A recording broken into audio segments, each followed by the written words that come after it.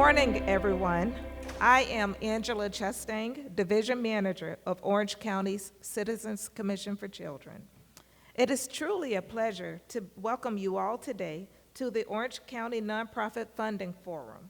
This gathering reflects the strength of our community when we come together, united in our shared commitment to supporting and empowering the vital work of our local nonprofit community.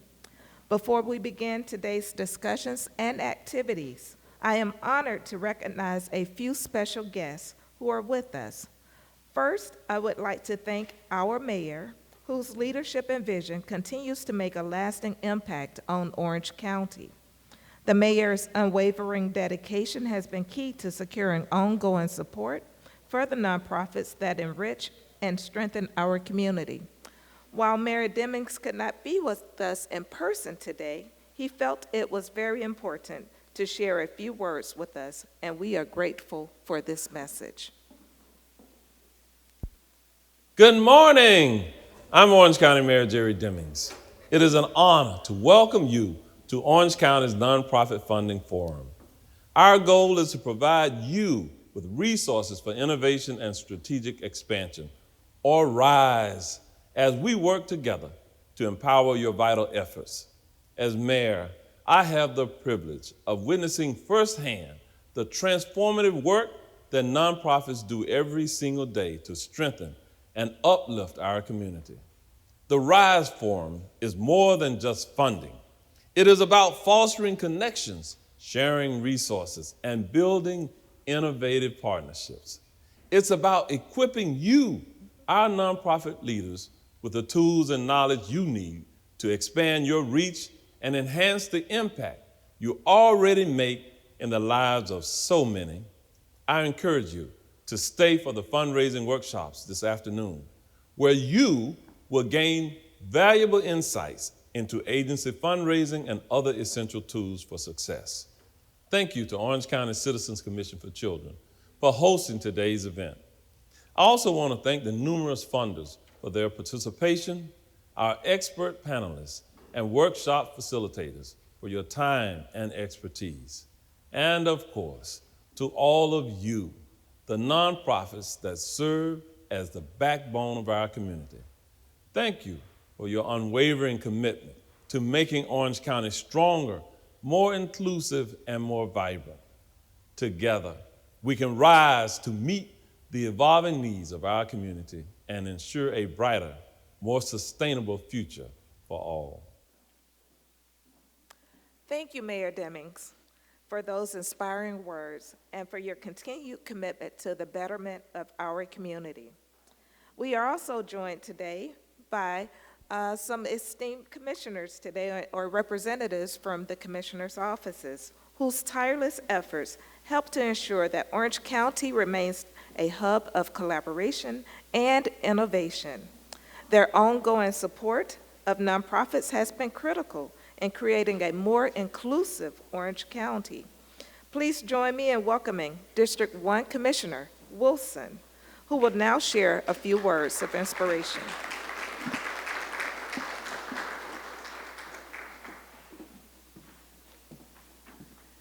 Thank you so much. I can only imagine that the mayor's message was recorded at some point later in the day where he'd had all of his coffee, but I'm going to try it. Good morning. Good morning. Let's try it again. Good morning. Good morning. Oh, much better. You know, with a name like R.I.S E, we've got to have that energy, right? I was so excited to get the invitation to come and welcome you here today. And my excitement continues to grow as I recognize some of the faces of people I've known to be in this community working and doing the hard work every day.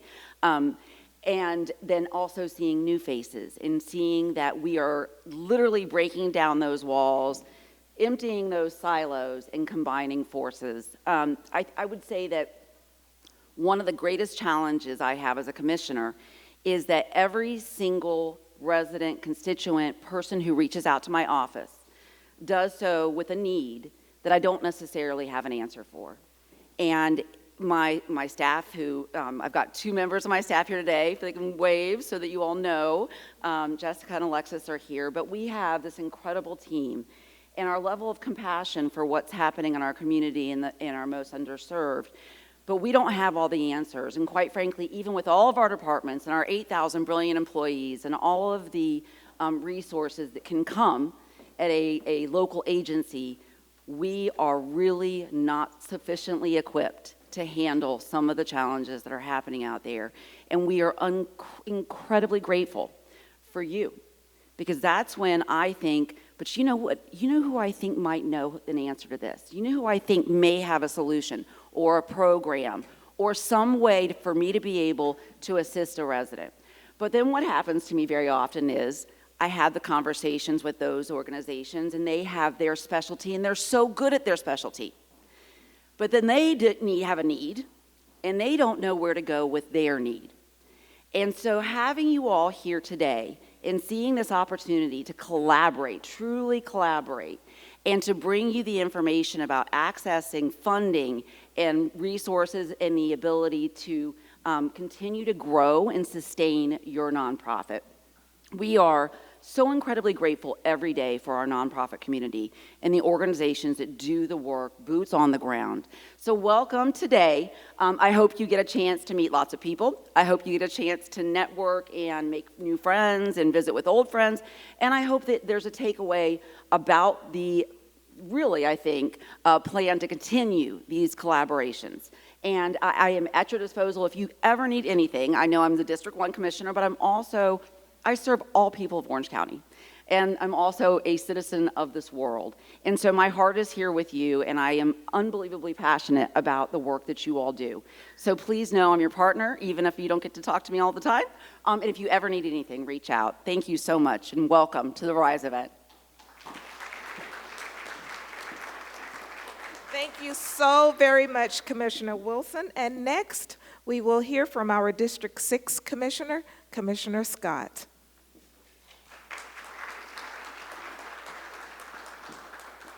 Good morning. How y'all doing? Oh, y'all are like awake. I don't know, do I still say Happy New Year, or is that only for like the first 7 days? How does that work? Oh, it's good? All right, so good morning and Happy New Year. How y'all doing? Good. So you're going to learn a lot of different information from a lot of different people, and that's all well and good. But I want you to also not miss the small moments. And for me, those small moments are the people that you're sitting next to, the people in the tables across you. Because it's not necessarily what you know, it's who you have the relationship with. Each one of your organizations serves as a bridge to help someone get to that next level or that tough point that they're going through, whatever that may be. Those tough conversations you have with the families and with the kids that you serve. And so as you have this wonderful presentation, these wonderful panels, and learn all this good information to get you funded, get you connected, also make sure that you're building the relationships, that you're collecting and building business cards when the opportunity presents itself, that you're taking notes, and that you're sharing this information to the partners who you have that may not make it today. And so I'm happy that you all thought it was important enough to come and spend some time with us, and I hope you have a good and informative experience, but have fun. Thank you.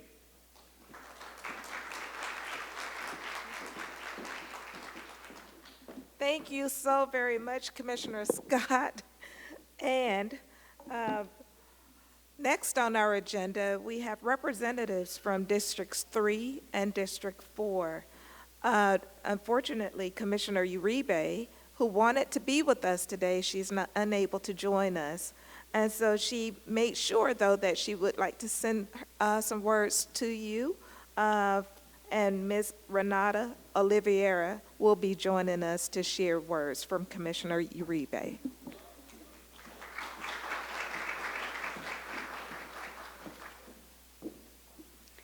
Good morning. It's a pleasure to be here. On behalf of Commissioner Uribe, I'd like to extend her warm greetings to all of you here at the R.I.S.E Nonprofit Funding Forum. Commissioner Uribe values the dedication and impact of nonprofit organizations represented here today. Your work is essential in addressing the needs of our community, strengthening connection, and fostering positive change. The R.I.S.E Forum Resources for Innovation and Strategic Expansion is a vital platform that empowers nonprofits with the tools, the strategies, and partnerships needed to thrive. Commissioner Uribe strongly believes in the power of collaboration between community leaders, funders, and nonprofit organizations to achieve lasting progress and innovation. While she could not be here in person, Commissioner Uribe sends her heartfelt support and gratitude for your commitment to serving our residents and improving lives across Orange County. Thank you for your dedication, and may today's forum inspire impactful collaborations and innovative solutions for our community's greatest challenges. Thank you.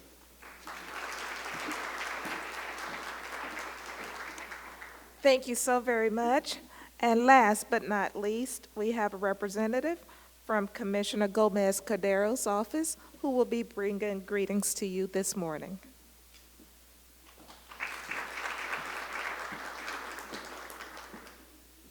Good morning, everyone. My name is Rafiq. I'm speaking on behalf of District 4 Commissioner Maribel Gomez Cordero. It is her pleasure to welcome you to the R.I.S.E Nonprofit Funding Forum.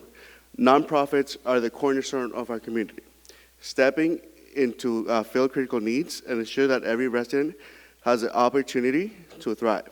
From providing basic necessities to advancing innovative solutions, your work touches countless lives and leaves lasting impact. This forum is an opportunity to strengthen your ability to serve. It is a time to learn from funders, collaborate with fellow nonprofit leaders, and explore new ideas for sustainability and growth. Take advantage of the expertise and resources available to you today, and don't hesitate to share your experiences and insights. They are just as valuable. Commissioner wishes she could be here today, but she makes sure that our office is represented, and she wishes you a great time today. Thank you.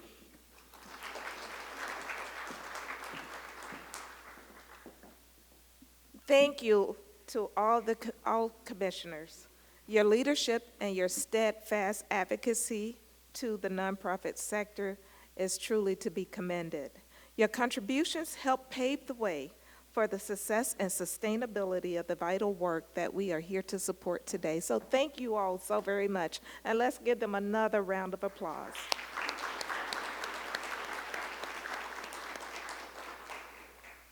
So as we move into today's forum, I want to take a moment to highlight the essential role that nonprofits play in shaping and strengthening our community, from providing vital services to those in need, to advocating for social change and supporting our most vulnerable populations.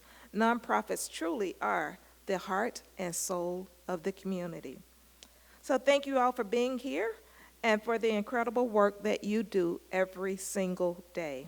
Let's make today, and I am so sorry, I'm going to go back because I saw a member of the CCC Advisory Board here, and I just want him to stand and be recognized if he is still present. But we have Leo Robinson, who is a member of the CCC Advisory Board. He's waving his hand in the back.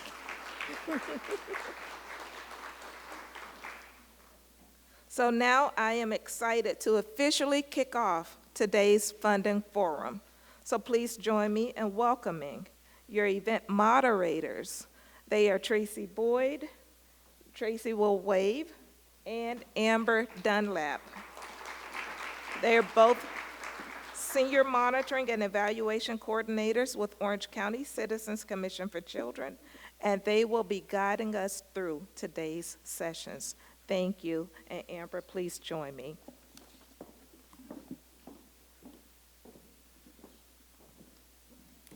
Okay, good morning again, everyone, and thank you all for being here.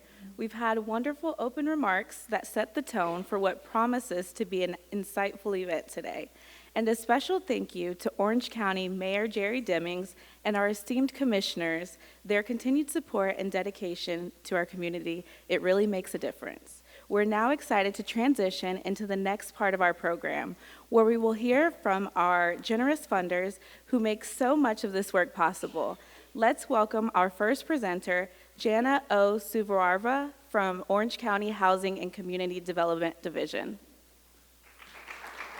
Jana Savarva is a proud alumna of the University of Central Florida, and she brings nearly 20 years of experience in local government, planning, and housing development, with the focus on managing resources for affordable housing, infrastructure, and social services. She has played a key role in the Housing for All initiative and is currently advancing affordable housing projects in Orange County while leading sustainable efforts in disaster recovery planning following Hurricane Ian. Jana, the floor is now yours.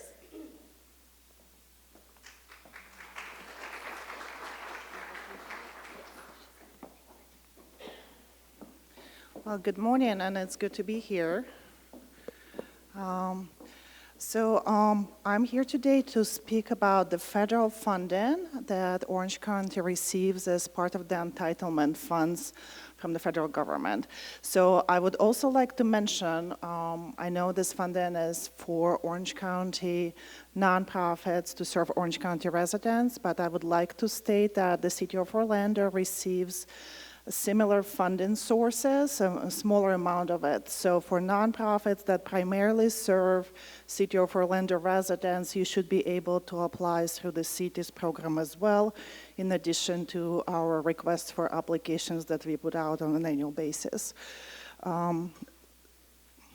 So a few things I would like to cover is the funding that we have available from federal government on an annual basis.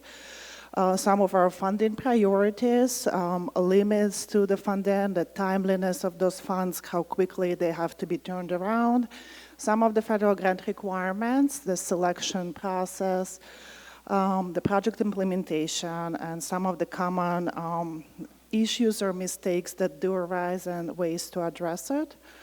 1 second. So we receive on an annual basis about $10 to $11 million from federal government under three main funding sources. For the first one is the largest one is the Community Development Block Grant. It's about $7 million that is received annually to be spent on capital and infrastructure projects, housing projects, and public services or social services. The second grant is the Home Investment Partnership Program funds. It's about $3 million. A large portion of that $3 million is spent on rental assistance for persons with disabilities and seniors, which is distributed through the Orange County Housing and Community Development Division. It's called the Tenant-Based Rental Assistance Program. However, the rest is available primarily for affordable housing construction and rehabilitation. Finally, the smallest grant, but probably the most challenging that we received, is the Emergency Solutions Grant. That's about $650,000 annually, so the amounts vary based on the appropriations of the Congress. So about $600,000 that has to be spent exclusively on providing services to homeless individuals. So as we're looking for projects to fund annually, we have to comply with our strategic plan or one-year action plan. So and all of the projects that are funded do become a part of our one-year strategic plan.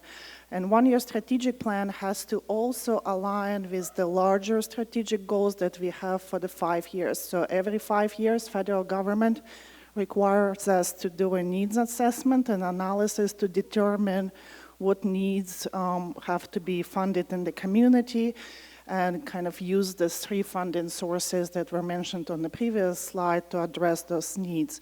So our larger goals for the 22-26 funding cycle are to transform low to moderate communities into resilient communities, to expand and preserve affordable housing, and safety of the housing, and to eradicate or eliminate homelessness, help prevent homelessness. So homelessness, affordable housing, and the quality of life and resilient communities are kind of three main goals. So all of the projects and activities that we fund have to fall or address one of those three goals.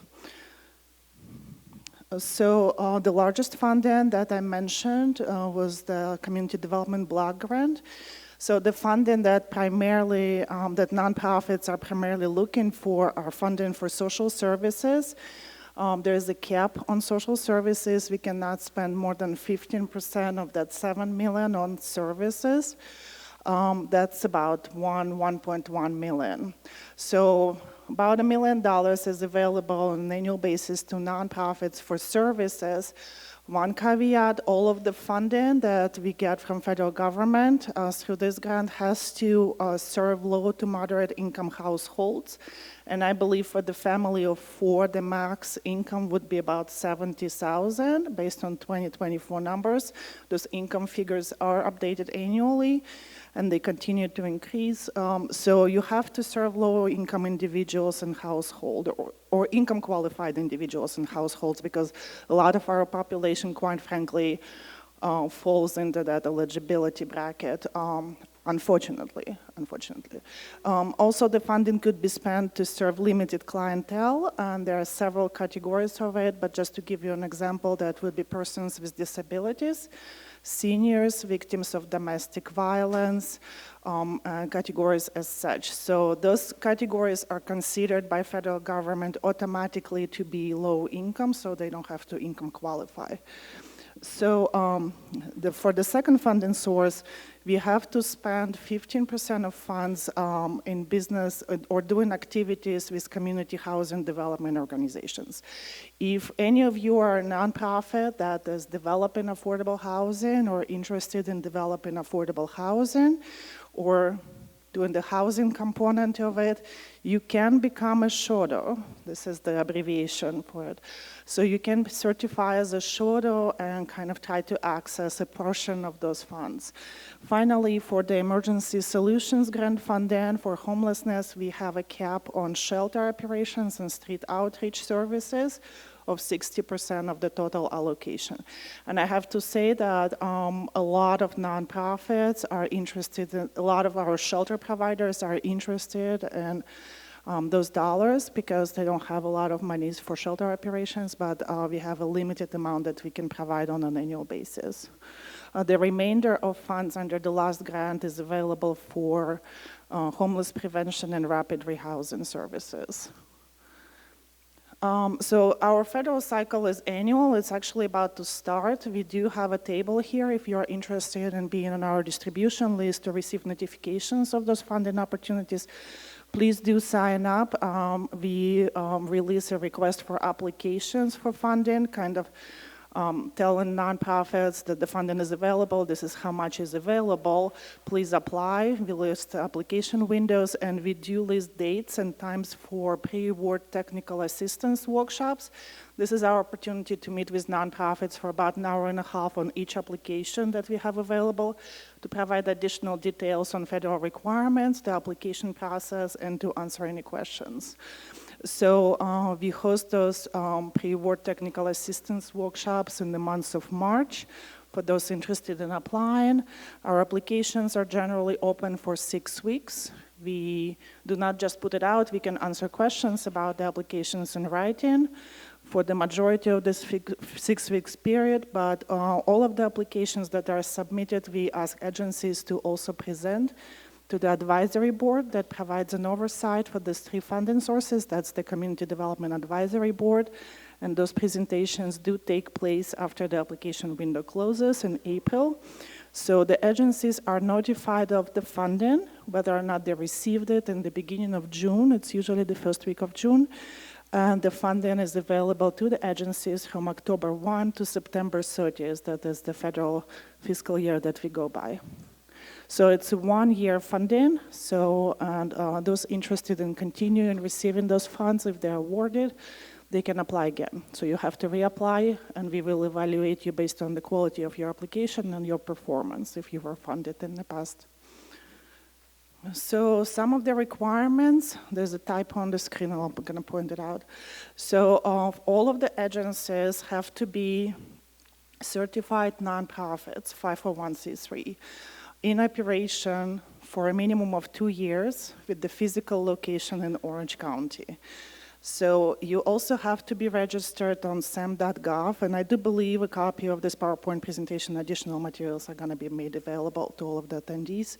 So sam.gov is a government database, so if you are delinquent on your taxes or monies to federal government, it's going to flag it.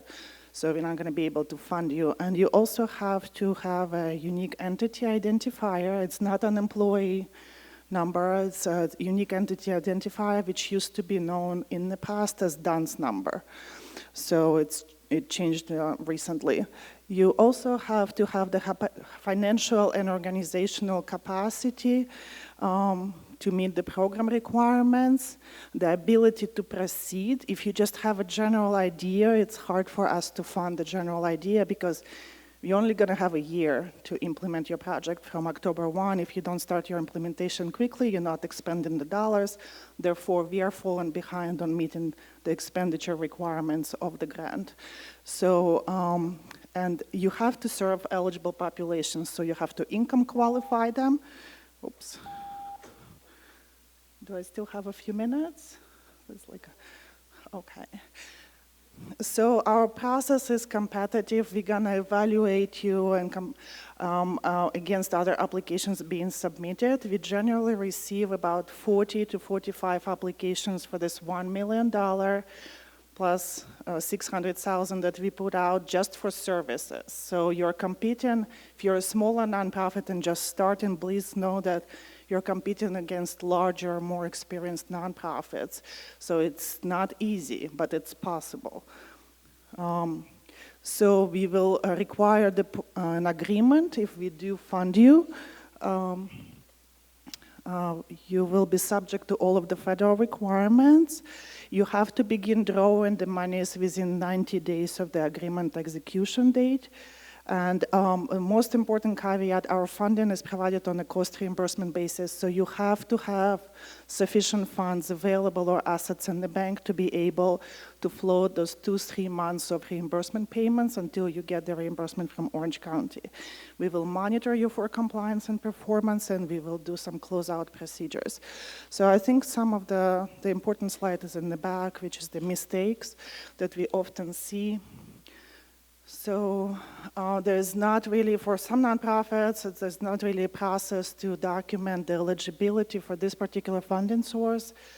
There's no policies and procedures, which is the organizational capacity. You don't have no policies and procedures for the program. You don't have the financial staff to process your reimbursement requests, or you have somebody doing financial responsibilities in addition to other responsibilities that will apply to smaller nonprofits. You don't have the audited financials or financial statements available. You are not in business for 2 years in Orange County, in which case our recommendation would be to partner with the larger nonprofit or more experienced nonprofit, or just wait until you reach this 2-year mark. You have difficulty if you are currently funded, and we know that we ask on the application if you get funding from Orange County from other sources. If you're not complying with your current funding agreements, that's going to be a red flag for us. So if your board is weak would be having several family members on your board. That's a weak board composition, or not having enough representation, so we will look at that as well. Finally, if something you're proposing does not really align with your agency mission, that's a red flag. That just tells us you're just looking for any dollars available. You're not really sure what this program is that you're proposing. And also, if you're not putting any of your own dollars and you're completely dependent on federal or on grant funding to implement the programs, that's a red flag as well. So we'll be at the table outside, available to answer any questions, and I think we can take a few questions now. Yeah. Yes.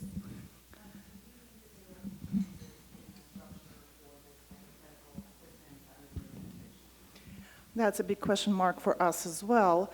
So the only changes we saw in the past is the reduction in funding and kind of very late announcement on how much dollars Orange County or other jurisdictions are receiving.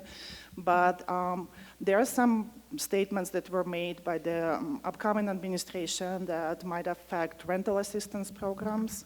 I do not believe the community development block grant will be affected just because it's such a popular initiative that just celebrated 50 years. All of the community centers in Orange County were built using CDBG dollars, including this facility. So it's just a very popular program in the nation. I don't think that's gonna get cut significantly. Fingers crossed.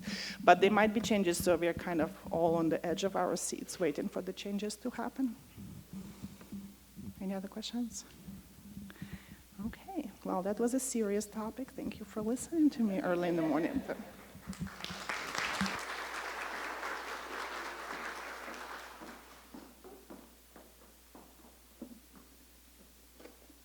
Okay, thank you so much, Jana, for sharing your insights with us. So now we are going to transition to our next speaker, Claudia Yabrudi from Orange County Health Services Department.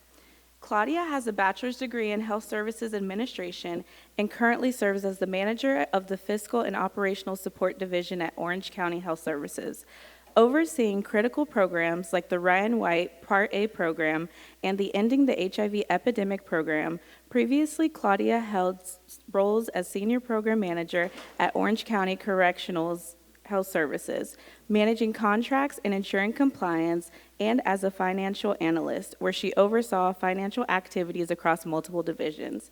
Please join me in giving Claudia a warm welcome to the stage.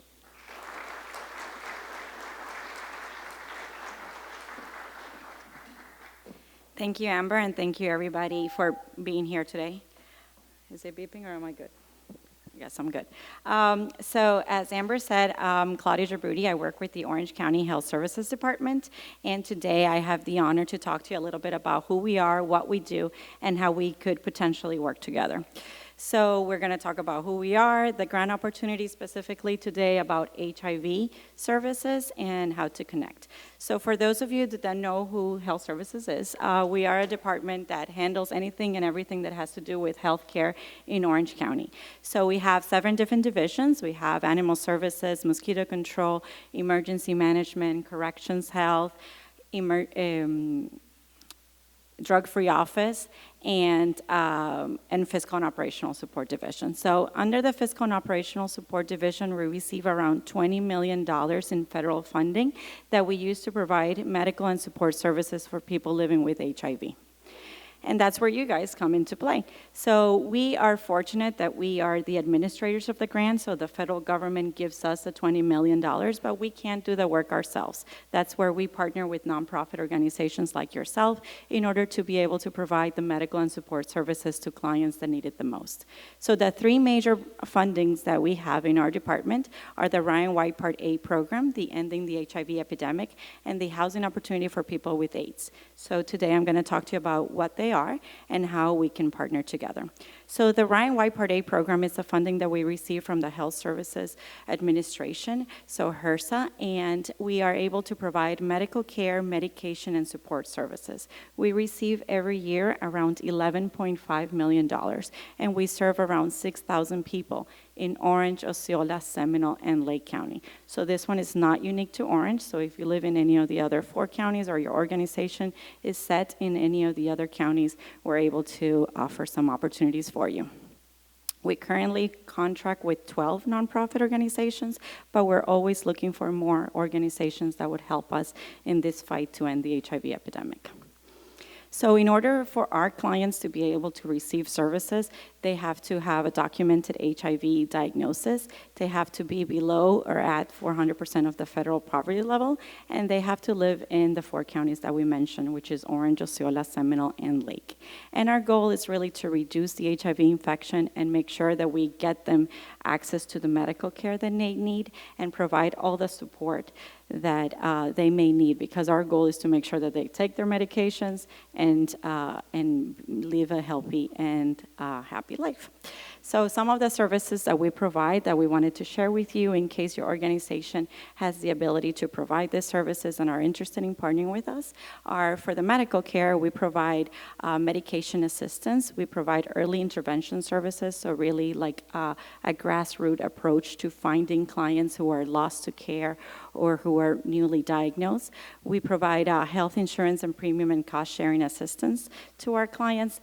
We provide medical case management, mental health services, oral health services, outpatient ambulatory health services, and substance abuse services. And for support services, we provide emergency financial assistance, food and home delivered meals, medical transportation, outreach services, psychosocial support, which are folks that are living with HIV that are able to provide that extra support to our clients, referral for healthcare and support services, and substance abuse residential. So if any of you are able to provide any of these services, we would love to find an opportunity to work with you. For our Ending the HIV Epidemic, which is a relatively new initiative from the federal government, it's really additional funding that was given to us. So every year we receive around $2.5 million to get creative and really implement projects that will end the HIV epidemic. So we have a little bit more flexibility as to the services that we could provide. So for example, if your organization has an idea of how we can better reach the population that we serve, we are more open and flexible as to what projects we can fund with this $2.5 million. And every year we serve around 1,500 people with this funding, and we currently work with 10 nonprofits in the area. Our goal is to diagnose faster clients that may have HIV, treat them in a more efficient way, prevent new HIV infections, and really respond to the epidemic as fast as we can. And we here in Orange County, we focus on the two pillars, which are treatment and response. So if you guys have any ideas or any projects that you may feel that will help us in this fight, we are really open to explore how we can partner and use this funding. And the last opportunity that we have is the HAPWA, so it's the Housing Opportunity for People with AIDS. This funding is received by the City of Orlando through HUD, and we in Orange County administer the grant. And basically, we provide housing assistance, whether it's short-term or longer-term, for people living with HIV in the four-county area that I talked about, so Orange, Osceola, Seminole, and Lake. We currently receive around $5.4 million on this funding, and we serve around 1,200 people. And we currently have contracts with 7 nonprofits to help us provide these services. And in order for a client to be eligible for this, we need to make sure that they have a low-income documented resource and they have a documented HIV diagnosis. Our goal is to increase housing stability, so we make sure that we meet the clients where they are. Some clients may need just housing case management to help them navigate the housing world. Others may need just a short-term assistance in order to make sure that they maintain stability.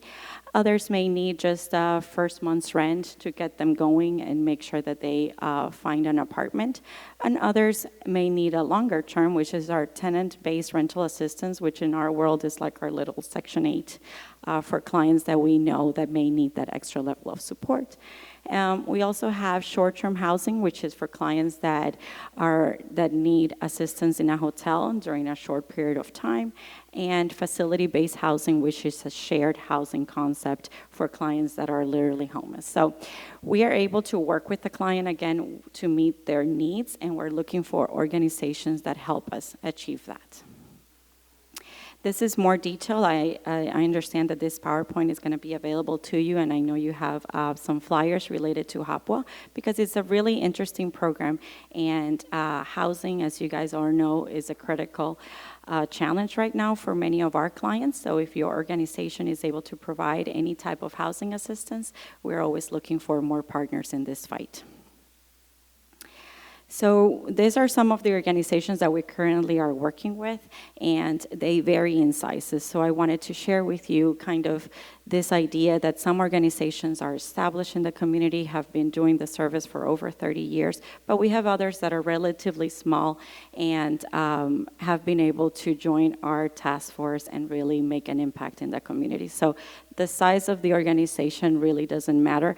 It's really the impact that they may have in the community and their ability to meet their federal requirements. So like Jenna was saying about the federal funding, that we need to make sure that you're registered in SAMS, that you have policies and procedures, that you're financially stable. We need to make sure you have that in place in order to receive our funding, but the size of your organization would vary and could vary, and depending on the services that we have. And we have the option to fund you for 1 service, 2 service, 3 service, whatever your organization may be interested in. So it's always great to bring some agencies on board with a small program and watch them grow and expand their capacity to serve our population. So in order to connect with us and really learn more about the funding opportunities, I encourage you to visit our website, centralflorida.hiv. I put a little QR code on the screen for you guys to connect. And once you log into the website, it'll say connect with us, and you can enter your login information or your contact information. And that way, whenever we have a funding opportunity available, you will receive an email from us, and we will have information sessions where we can answer any questions that you may have and make sure that we prepare you for the opportunity to submit a proposal. If you visit our website, it's really small in this screen, but if you visit our website, there is a section that says funding opportunities. So whenever we have any grants, you will be able to see them listed in that tab. And again, we put the funding opportunities depending on the contracts. We usually contract with organizations for 1 year with up to 4 renewals. So basically, you are entering into a contract for 5 years with the county, but we always have the option to change the funding from year to year, depending on how much money we get from the federal government. So I encourage you to visit our website and again, sign up, and you can learn about what we have to offer and how we can partner together. So now I'll take any questions.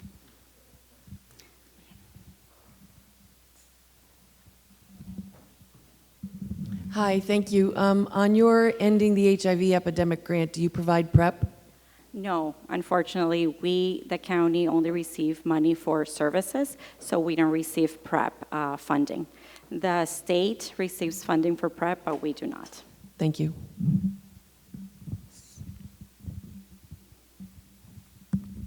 Any other questions? So I'll put my contact information on the screen. If you guys have any questions that you think of as you go on through this day or want to learn more about our HIV programs and how we can better connect, please feel free to reach us. And really, I encourage you to sign on to our website, and that way you can get our newsletter and all of our funding opportunities. Thank you all for being here, and thank you for having me.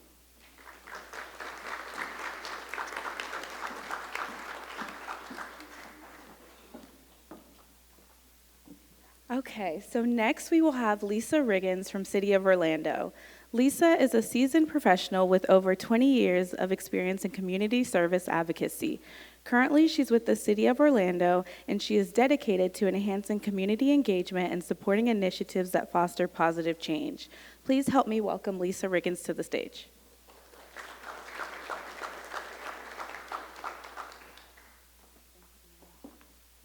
Good morning.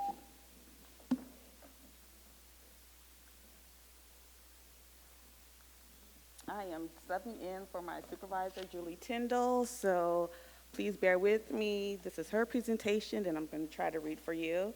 But the Mayor's Matching Grant is one of my loves. I love this grant because it's close to the neighborhoods, and you work very closely with the residents, and you just get a firsthand experience with this grant. So the Mayor's Matching Grant provides funding for projects that address needs and improves the quality of life in the City of Orlando neighborhoods. To be eligible for this, the applicant must be a City of Orlando neighborhood, a homeowner, condo, or resident association. That's what the clip is for, right? Okay. I think that's it. And so with this grant, we award $500 to $5,000, and the project categories include educational, cultural, public safety, physical improvements, and this is one of the match for dollars, so it's like a cash donation, in-kind and volunteer hours.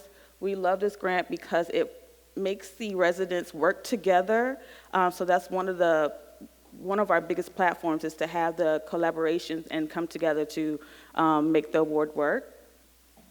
And it's good to drive around the city of Orlando and see all the projects that have been funded by the city of Orlando.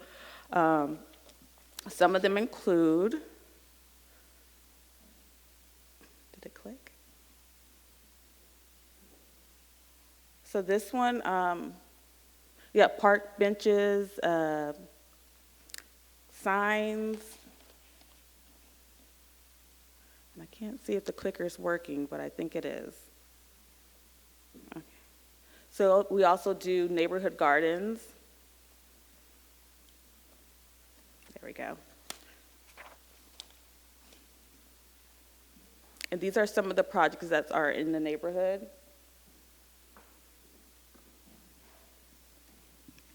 And these are throughout the city of Orlando, if you just take a look.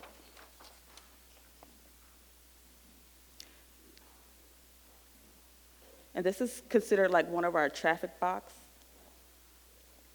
In Garbage Can, we like a lot of artists. They come and they try to beautify the neighborhood by completing their artwork on here, which is very, good to see when you're driving around.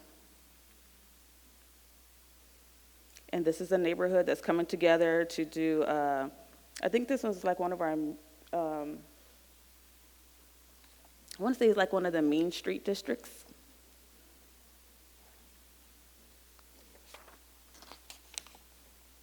And just the little things like the sign and the flags, this was one of the city grants, and they were able to beautify their neighborhood by getting a grant for this. So it's just the small things. I'm gonna go through all. This is another picture of the grant money at work. We funded something in the park, so one of the neighborhoods asked about that. And this is one of the condos. They wanted to beautify the entrance to their condo. And so with city dollars, they were able to do this project. And here's another example of the traffic box that's used. And this is all in the neighborhood grant. So any Orlando, City of Orlando condo association, homeowners association can apply for this grant.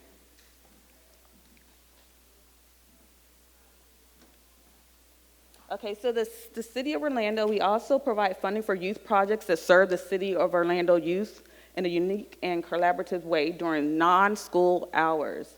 This award ranges from $1,000 to $10,000. To be eligible, the applicant must be a nonprofit, 501c3 organization, and we also, with this grant as well, we use the match dollar program. So it's a combination of dollars, cash, and in-kind donations and volunteer services.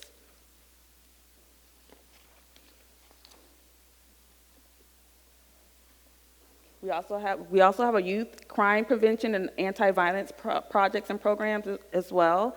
This, again, the awards are $1,000 to $10,000. To be eligible, 501c3 program, nonprofit, excuse me. And so what this entails is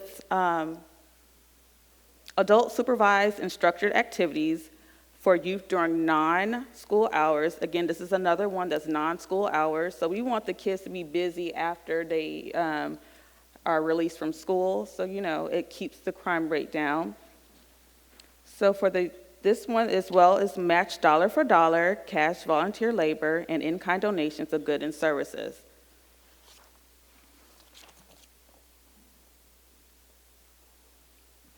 And these are a couple of pictures of our programs. As you can see, the mayor is always involved. He loves coming out to see the children. We also have the ballet.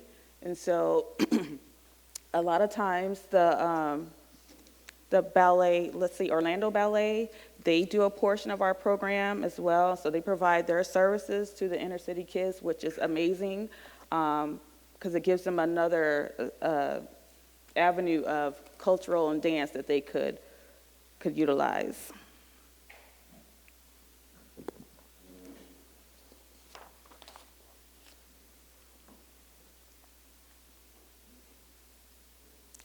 Did I go back?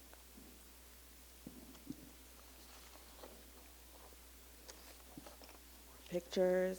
And these pictures are important. It shows that we do a lot of work with these programs. We do have a lot of applicants that apply for this.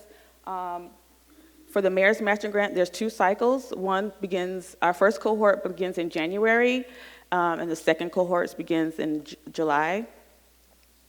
And we have between 50 to 75 applicants that apply for these grants. And these are our smaller grants.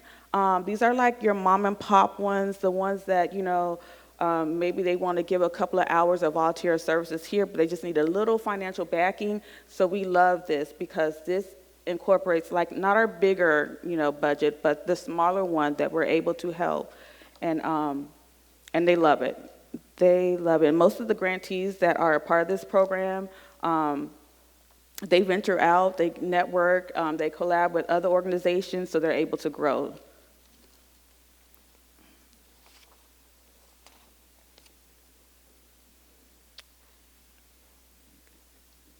We also have groups that come out, like Orlando Ballet.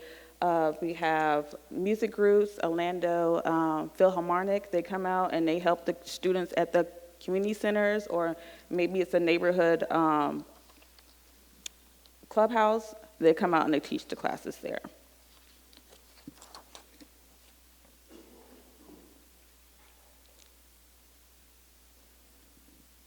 Okay, I don't know if my clicker's working.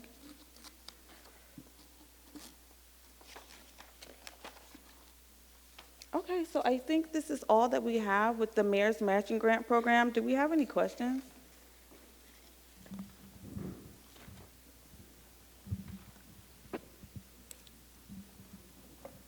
Okay, thank you.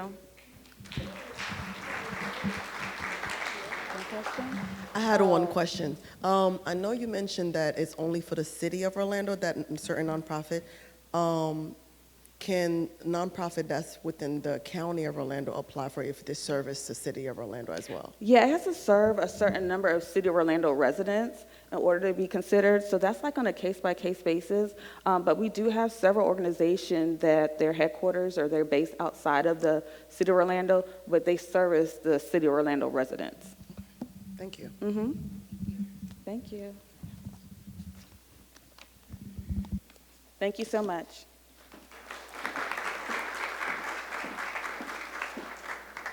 Thank you so much, Lisa, for filling in for Julie this morning. So everyone, can you please join me in giving Lisa another round of applause?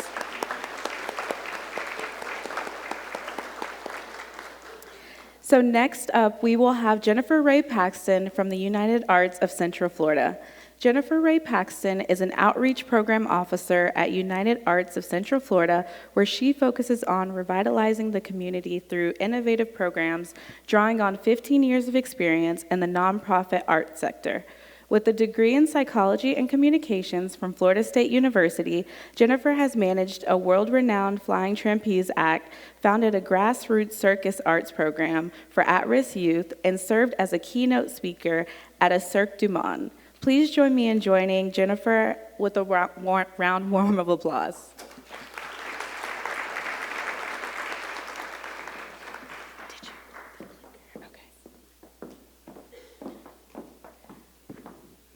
Hi, everybody. I hope you can see me back here. My name is Jen Paxton. I'm an outreach program officer for United Arts of Central Florida. Tell you a little bit about what we do. United Arts is what you would call a local arts agency, and I know that that doesn't really explain a lot. What we specialize in is connecting people to resources, connecting people to funding streams, not just not-for-profit organizations, but also individual artists. We make art possible. We are the champions for the art, and we make art thrive. In that regard, our mission is to enrich communities by investing in arts, science, and history programming, and not-for-profits and individual artists. Our vision is that all people of Central Florida have access to quality art, science, and history programs. Our service area is Orange, Lake, Osceola, and Seminole counties. So if you are part of a 501c3 that has a physical location. Our commitment to enriching communities by investing in local arts, history, and science organizations is rooted in the values of excellence, impact, fairness, care, and transparency. So, we missed a voiceover, and I apologize. Settles for less. Our core values are are excellence, fairness, impact, transparency, and care. All right. These are all things that we have put as a part of our strategic plan, and we work every day to move the needle on all of those things. We want to be the connecting point for all of you. If we don't have the answers and we don't have the funding, we will connect you with the resources and the people that do. That is our job. How we do this work is through extensive grants and outreach programs, strategic partnerships with local governments and municipalities, dedicated DEIA teams and initiatives. We run a collaborative campaign for the arts, so we can leverage several different funding streams. We have our collaborative campaign that we hold ourselves. We leverage funding from the federal government, state government, municipal government. So we are positioned in a very unique way to have access to diverse streams of funding and lots of different types of programming opportunities that we can share with the community at large. We have a long-standing partnership with Orange County Public Schools. I myself have been given the honor of heading up our arts enrichment initiatives. So I am the person to come to when Lake, Orange, Osceola, Seminole County schools are looking for funding to help their students gain access to field trip opportunities and in-school workshops. You can see a list of some of our partners up here that we have worked with for many, many years. Because arts enrichment and youth services is my space that I live in and that I love in every day, I have given you all some slides that will give you some insight as to what makes Florida outstanding in the arts enrichment and arts integrated learning situation.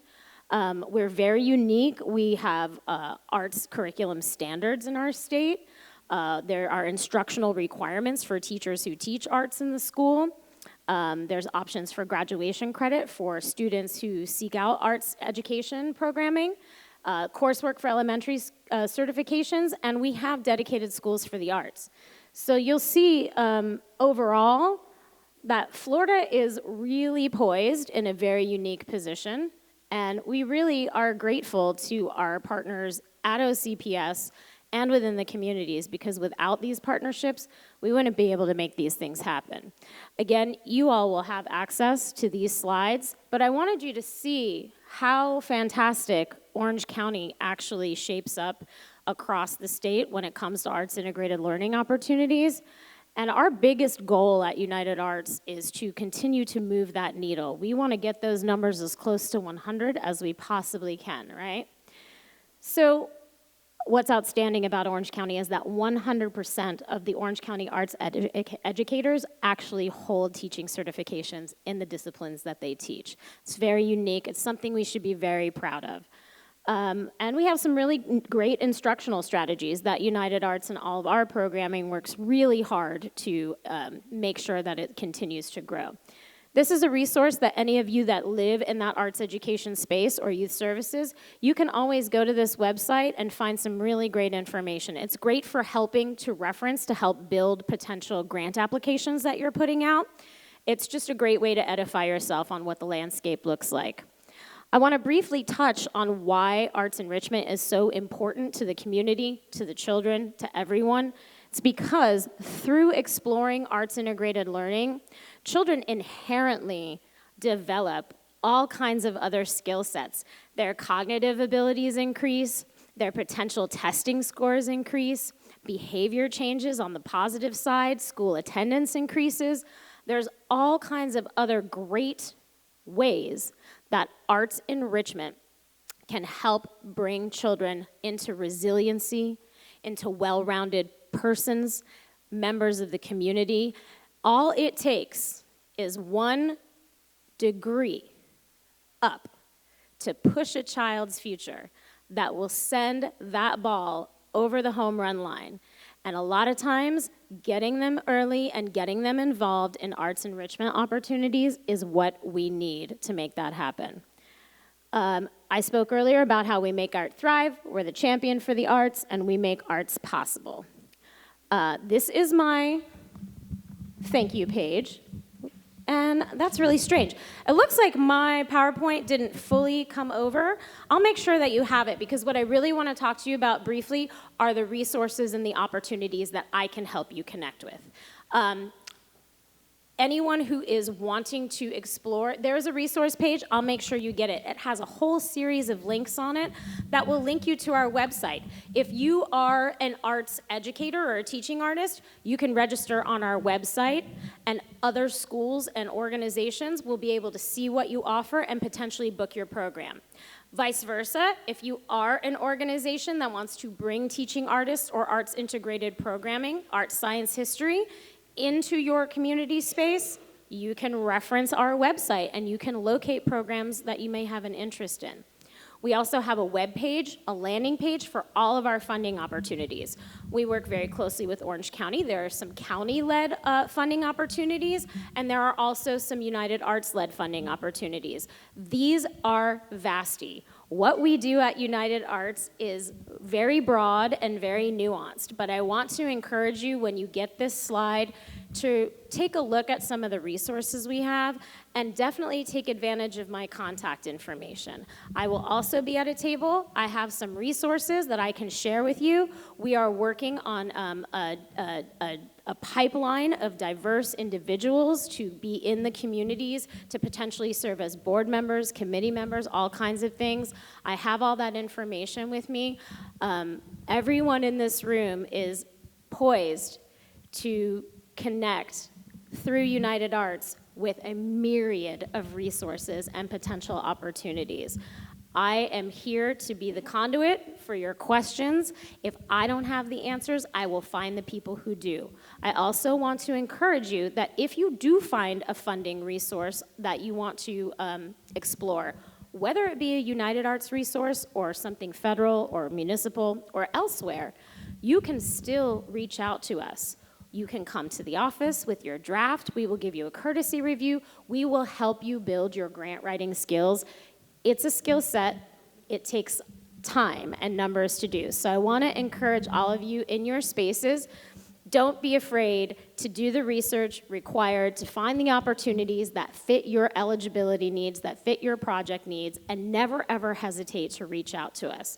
We here at United Arts are here to help lift you all up, and we want to continue to make connections and help build this community, whether it be through arts enrichment, or all of the other many kinds of opportunities we have, diversity in the arts, general operating support, cultural tourism. There is a lot out there. I thank you for your time and bearing with me with my PowerPoint presentation, and I really want to encourage you all to stop by my table. I've got business cards, I have some other resources. I would be more than happy to take any questions you might have, and let's make sure that we connect after we all leave today. Thank you for the good work that you're all doing.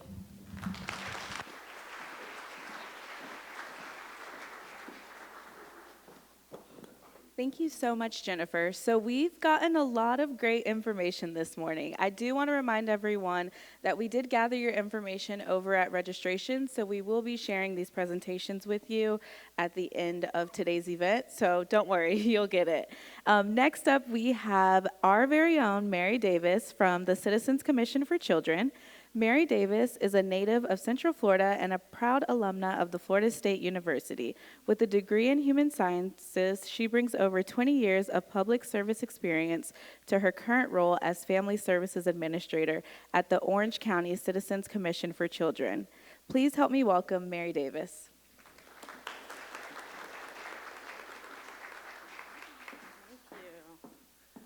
Hello, good morning, everyone. It is so exciting to see so many familiar faces and some new faces here with us today. I am honored to share with you today the funding opportunities that are available through the Citizens Commission for Children. One key point to note is that we do have two funding opportunities, two processes, if you will. So we will go through both of those in detail.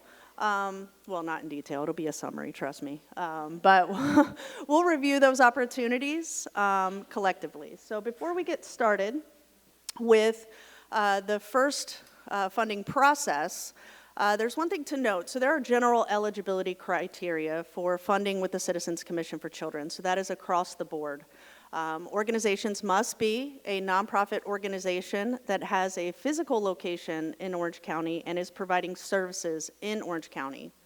The organization must be a 501c3 designated nonprofit and must be legally able to conduct business in the state of Florida for a minimum of 1 year. All right, so with the Citizens Review Panel, I believe many of you might be familiar with this process. The Citizens Review Panel fund distribution process is an annual process that we hold, and as a matter of fact, we are planning for the launch of that process, hopefully next month. That is our goal. Is an annual process where we solicit funding for programs and services for the nonprofit community to provide directly to the community. So we do that through a number of what we call funding categories. And I show you up here on the screen, we have a number of funding categories. We have a number of contract years. So here at the CCC, we are constantly moving. On our October to September contract year, we have our traditional, what we call our traditional CRP or our general awards. And that also includes our Citizen Safety Task Force, okay? And then on our January and December contract year is our children's services funding. So I say all this to say that we have these different categories of funding because the funding is intended to reach particular communities within Orange County, right? So in our traditional funding, that's where you'll see some of our more targeted services for individuals with disabilities, some of our senior services, our overarching case management programs and family counseling programs. Children's services funding, the primary recipient of those services is going to be children and youth in our community as well as their families, okay? Within both of those, all of those categories of funding, both the traditional as well as the children's services, we have a subcategory, which we call small scale CRP.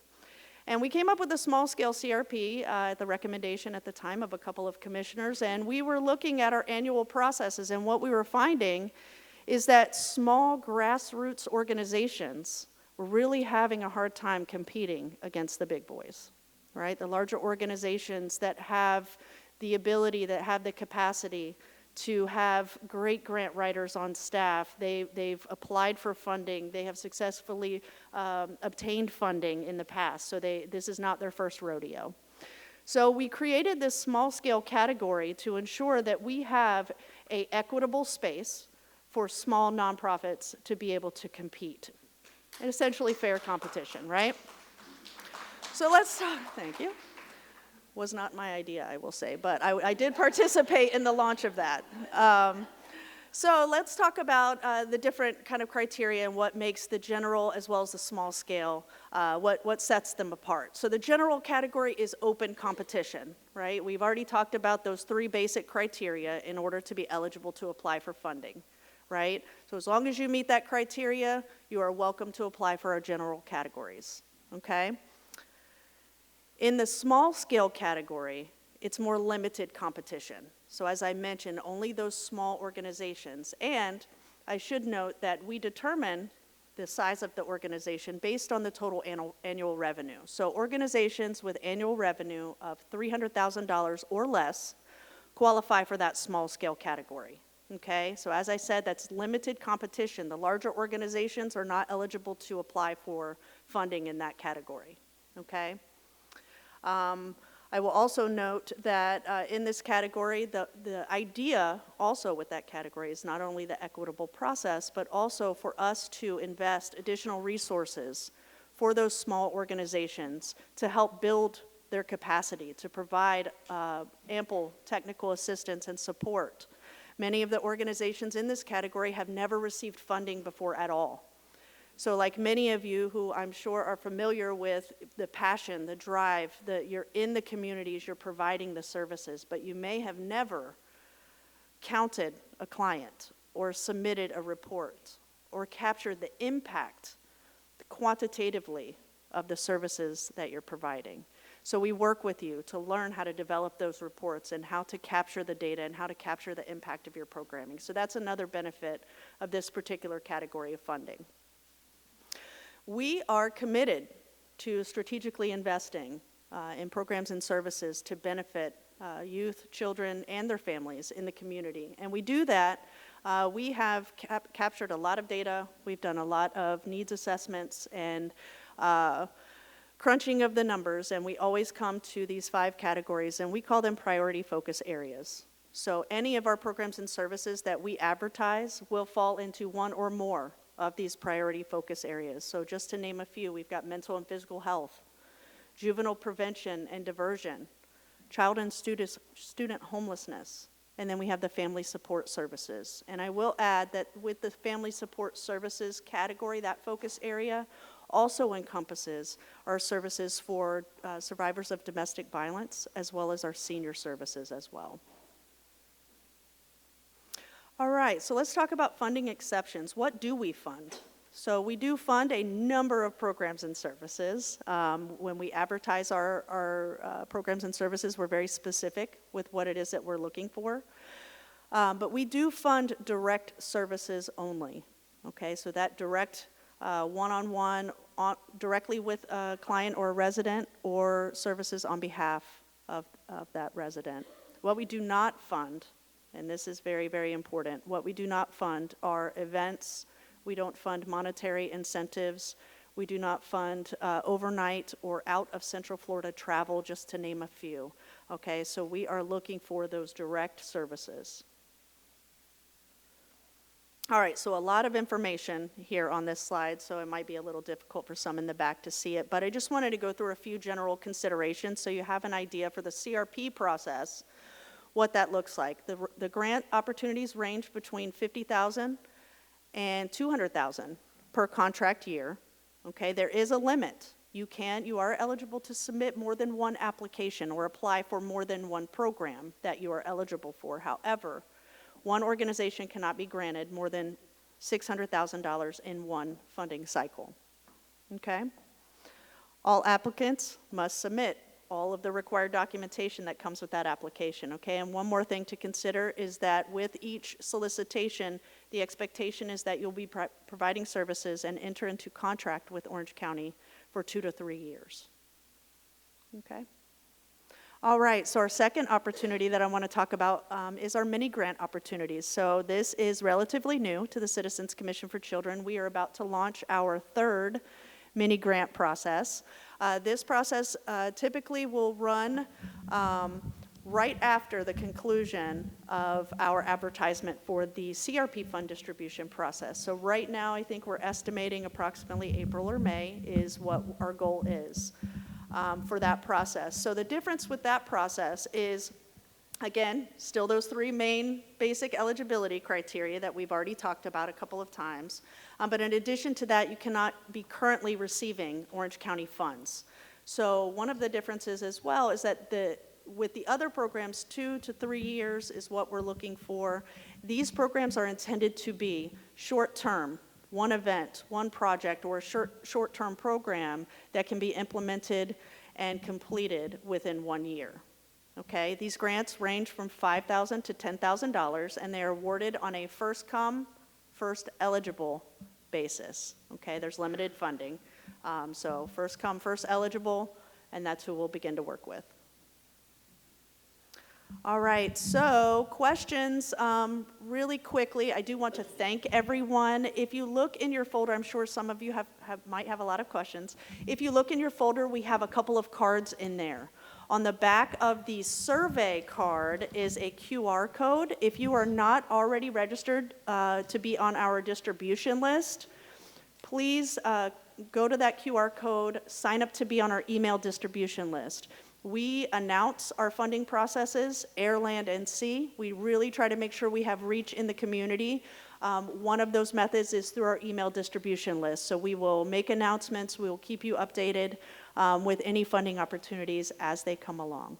All right, and any questions? Thank you so much. I actually, speaking on behalf of several of the organizations that we've encountered that have kind of had some challenges achieving grants for various reasons. Sometimes it's because they're new, sometimes it's because of capacity, but my question is about the physical location. I understand at some point in the history of the way we operated, that physical location was really critical, but understanding sort of the post-COVID service model, and if you could expand on what physical location means. If there's a nonprofit that provides services mobily, but they have a PO box, would that count? And just sort of drill down that for just a little bit. Thank you. Absolutely, great question. Great question. So we have a number of organizations that we currently work with that have mobile operations. What we're looking for is that there are services being provided physically in Orange County. So we want to be able to have, I know we also have some organizations that provide virtual services, but we really need a location because the populations that we serve are so diverse and they have different needs, and we might not be able to reach them if we only have 100% virtual services. So as long as there is a physical service being provided, we can do that. We have some organizations as well who have their main base, their main office is out of the state, but they have an office here, and that is acceptable as well. Great question, thank you. Hi, good morning. My name is Shiva Thompson. I'm with Yoga for Change, and I had a similar question about the physical location. We are a decentralized organization, and we operate by partnering with different organizations, and then our teachers go on site to teach. So how would we show that in the proposal? So for example, our PO box is in Rockledge, Florida, but we're all over the state of Florida from north down to south, east, and west. That is a great question. So again, that is okay because you will be providing a physical service in Orange County. So what we'll ask of you at the time of application is for you to tell us the locations of services along with any memorandum of understanding or any agreement that you have with that location to verify that you'll be providing services there. Good morning. I'm right here.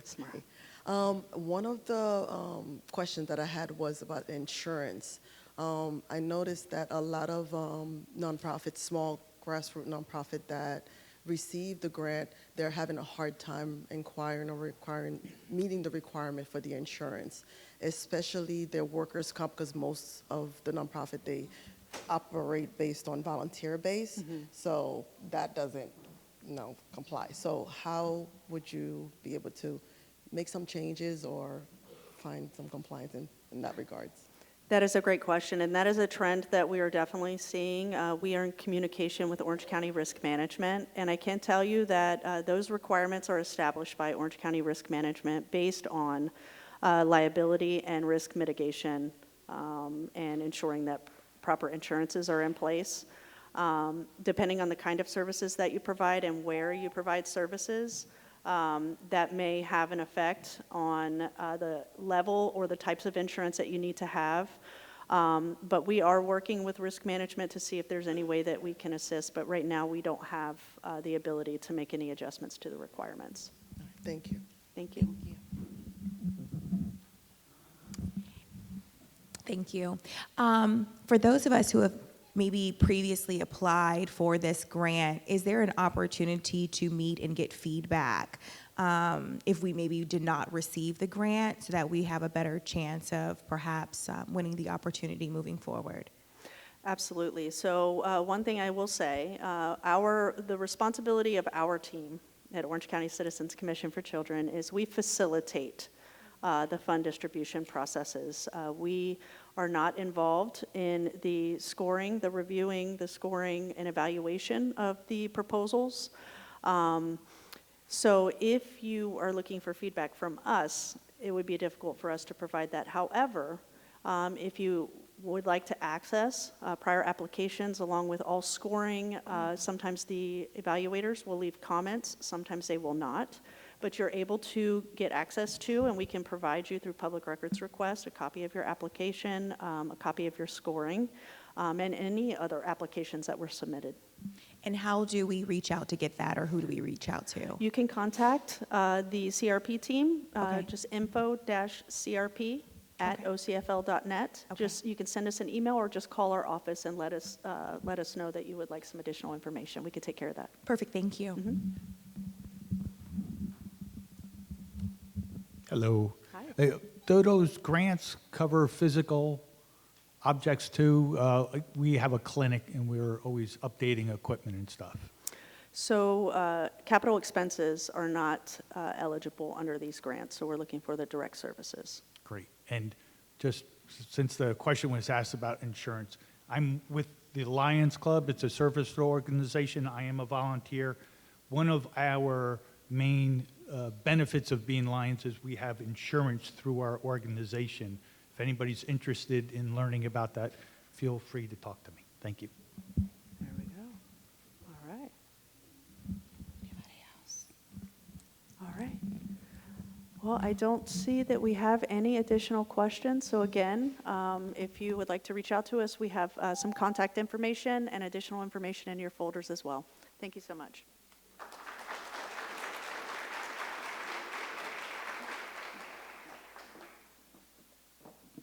Good morning, everyone.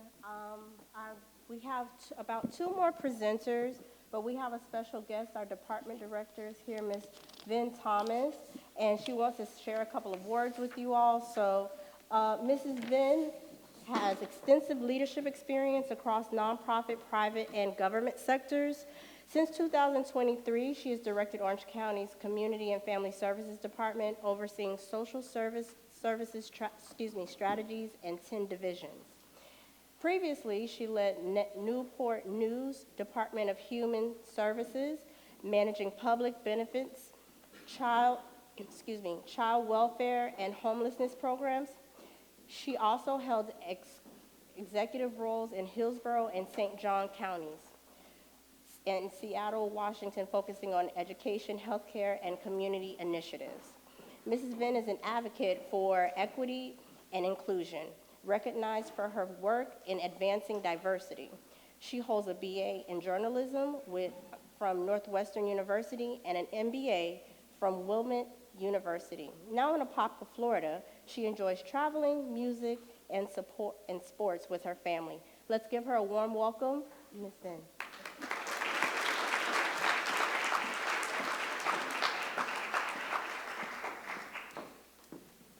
Thank you. Good morning. Boy, I haven't had that kind of introduction in quite a while. Thank you very much. Good morning. It is wonderful to see so many of you here today. I had an opportunity to hear some of the questions that were posed. I'm delighted that you are so engaged, and I'm hoping that you are going to leave here feeling like you've gotten the background and support that you need to take your organization to a next level. You know who to reach out to for any additional information that you need. And I'm very proud of our team for having organized and orchestrated this wonderful event today. And so the Department of Community and Family Services team like to think of ourselves as the place where joy lives, hope grows, and help happens. That's our motto for the way that we approach our work and the impact that we try to have on this community. So on behalf of the Department of Community and Family Services, it is an honor to welcome all of you to the R.I.S.E Nonprofit Funding Forum, hosted by our Citizens Commission for Children. It is an integral part of our department's mission to uplift our community. We're very proud of our Board of County Commissioners that has over the years made a very much a point to provide funding to help build the infrastructure of the nonprofit community. and they need to be applauded for making those funds available.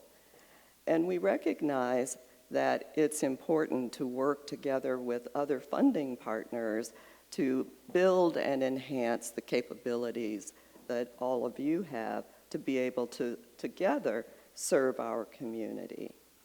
And that is one of the reasons why forums such as this are so very important. We hope that each and every one of you will find the information that you need and are seeking by virtue of this forum. But keep in mind that if there are other kinds of information, training, questions that you have that we don't manage to address today, they were always available. We want to know and have your feedback. As we move forward planning similar kinds of opportunities, we want to make sure that we're covering the range of things, of needs, of information, guidance that you need. And so we are very open to hearing your suggestions and look forward to being able to do so. So today, please continue to be engaged in the activities that we have planned for you. Take notes to let us know what you would have liked to have seen, what engaged you the most, and how we can better partner together on our future endeavors as you seek to serve the community. We are not able to do our work without you. You are the foot soldiers that are out there meeting with members of the community, serving them in the best ways that you know how. We are here to support you. I hope that if nothing else is clear at the end of this forum today, that you leave here knowing that much. We are here to support you, and you are here to support the community. That's a goal that we all have together. So thank you for welcoming me today. I will be in and out, as I have many other things that unfortunately have been cross-scheduled over this event. However, I'm leaving you with a very awesome and trusted team, very well informed and able to provide you information and make sure also that I learn more about what happens during the times that I'm not able to be present so that I can help direct our future path. Thank you again for being here, and I hope you enjoy yourselves today.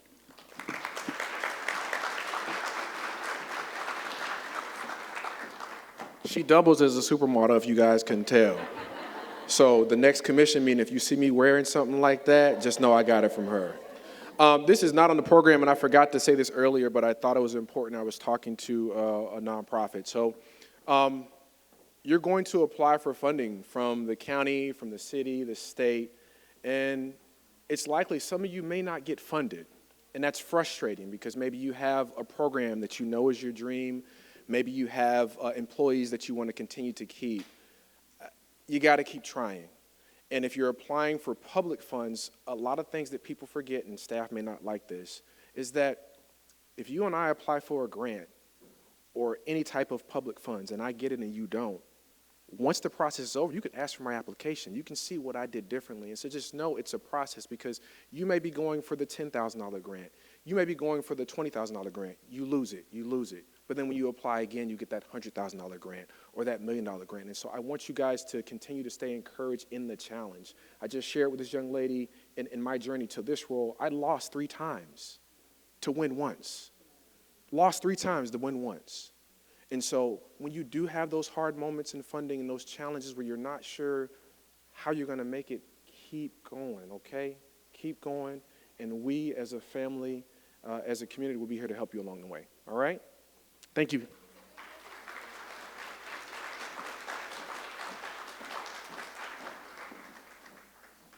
Thank you so much, Commissioner, and thank you so much, Mrs. Venn. At this time, we will have Vicki Landon join us. Vicki is the administrator for the Orange County Office of Arts and Cultural Affairs, where she oversees and supports the county's $15 million investment in nonprofits and arts and cultural organizations within our community. With 15 years of experience in arts administration, fundraising, nonprofit management, and grant writing best practices, Vicki brings a deep understanding of both perspectives of grant makers and grant seekers. Please join me in welcoming Vicki.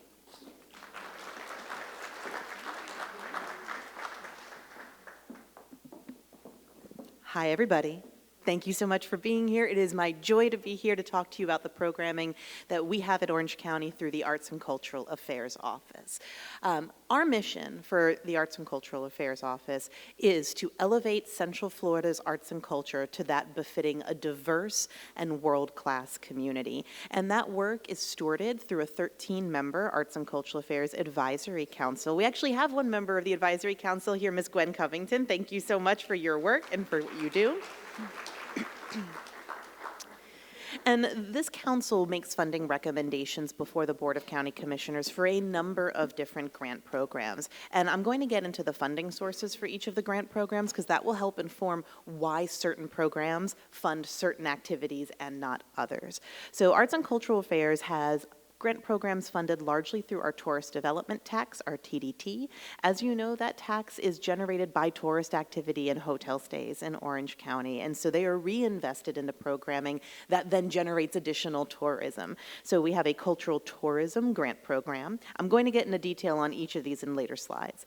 And the cultural tourism grant program also has two supplements, one focused on environmental sustainability and one focused on DE&I, so that once you have received a cultural tourism grant, you could apply for supplemental additional grant programs through those. We also have a cultural facilities program for capital expenses for acquiring, equipping, renovating a museum or auditorium space, a blockbuster and special events fund for a big marquee event that's going to bring 50,000 people or more to see it in Orange County. Lastly, we have a venue subsidy program funded through the TDT, which allows an arts and cultural nonprofit in Orange County to apply for up to 50%, 50, of their venue rental costs when they are renting a space to do an exhibition, a concert. And that could be anything from an auditorium like this one or a sanctuary at a church to the big theater at the Dr. Phillips Center, depending on your event. Then we receive some funding through our county's general fund, which is a little bit more broader scope in terms of its allowable uses. So we do have a portion of our venue subsidy fund that is funded through that, but then what we will do is invest those dollars into United Arts of Central Florida's grant programs. You all heard from Jen Paxton earlier in this forum, and that allows Orange County's dollars to really go out through individual artist grants and community project grants and things of that nature. I know this is tiny on the screen. You all will get copies of these slides, and then you have my contact information as well. But let's talk about a cultural tourism grant program. Eligibility for this program is for a cultural nonprofit 501c3 organization, but you do not have to be based in Orange County. This is a project grant to put on an event that will generate cultural tourism, so your event must occur within Orange County. It has to enhance Orange County's arts and cultural identity and present quality and arts and cultural experiences and promote tourism. So you'll see that we have for our criteria for this program, identity. Who are you and why are you great? What are you doing differently? Are folks from around the world, your cohorts, other museums, other arts organizations looking to you for best practices? What's the quality of the event? Are you going to have a really star piece of theater that you present or a star conductor for your concert? Tourism. How are you marketing? How are you marketing outside of Orange County, and what's your plan to bring folks here to see this activity? And then implementation. I'll note that the vast majority of our grant programs through Arts and Cultural Affairs are a dollar-for-dollar matching grant, and this is no exception. So applicants can apply for up to $175,000 for their event in this grant program, but it must come with a dollar-for-dollar match for what you're requesting. We've talked a lot about equity and about accessibility for grants for smaller nonprofits, those that have a volunteer staff or not as much grant writing experience. So what we have built into this application is a scaled sort of rigor, right? The rigor of the application increases with how much you are asking for. So if you ask for up to $40,000, you can score a 70 out of 100 in the final rubric to be considered for funding, and you have some lower bars to clear in terms of how many people you're bringing and how much of your match dollars you have. If you request up to $90,000, you must score a 75 out of 100.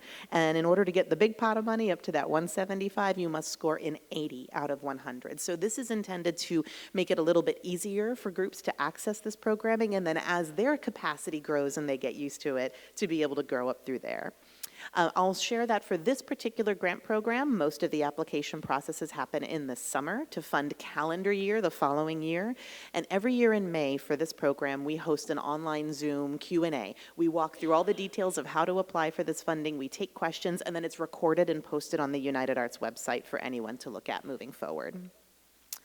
Let's see, my clicker. Cultural tourism supplements. Once you have received a cultural tourism grant, you can apply for a supplement of up to $15,000 for a diversity, equity, and inclusion program. This must include a community partner that is led by or serving an underrepresented community, right? So this is an opportunity for a big Orlando Museum of Art to partner with a small artist from an underrepresented community. And what we really look at here is the partnership tokenism or is it authentic? So we want to see things like a revenue share with the partner in the community, that there is equal creative control, and then the criteria for that program is built accordingly.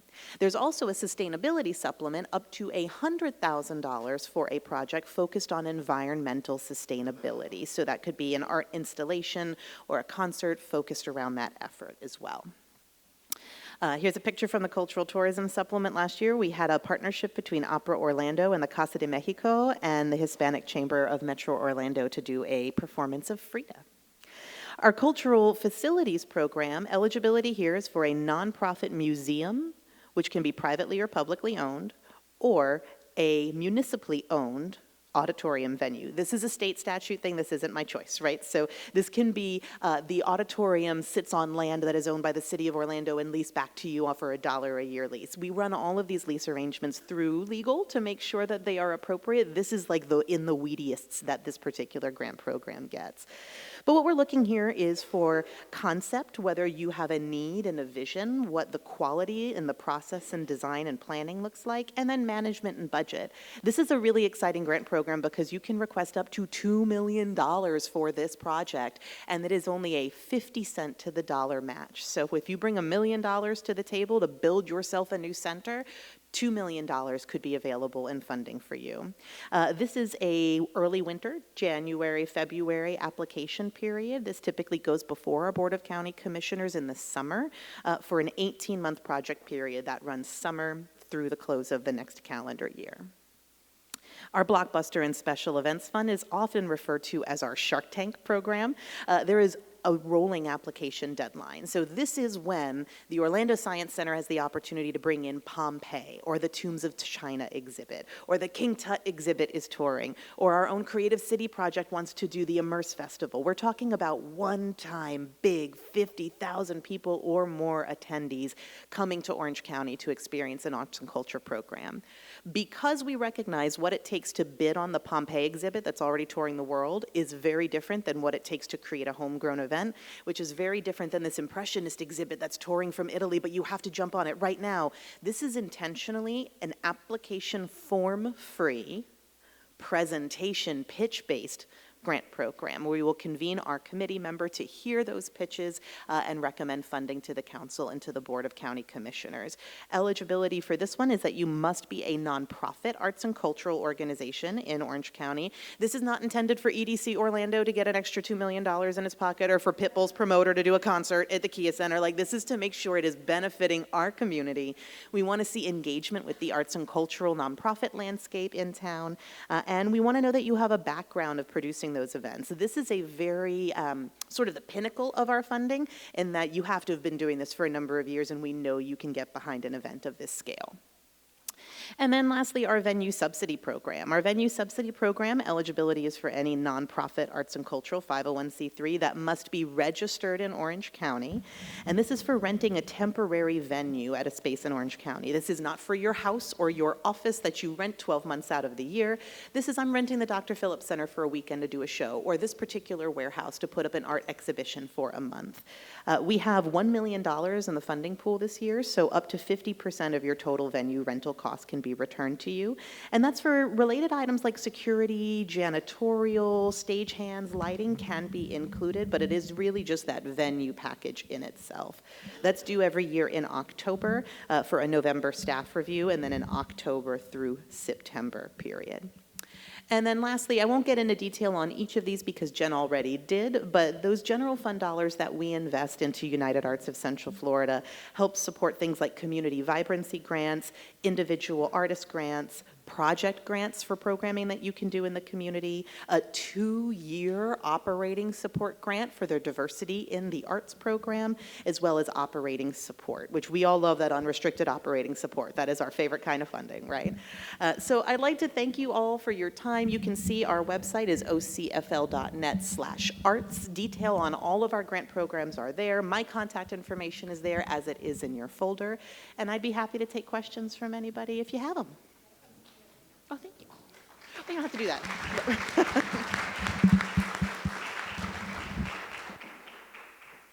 All right, thank you.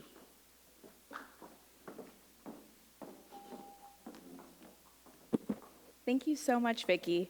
So last but not least, we are thrilled to welcome Jason Reynolds from Orange County Neighborhood Services. Jason Reynolds is the manager of Orange County Neighborhood Services Division, where he works to engage and strengthen neighborhoods through code compliance, community development, outreach, and neighborhood planning. He holds a master's degree from the University of Florida and is a proud member of the American Institute of Certified Planners. Please let's give Jason a big round of applause as he takes the stage.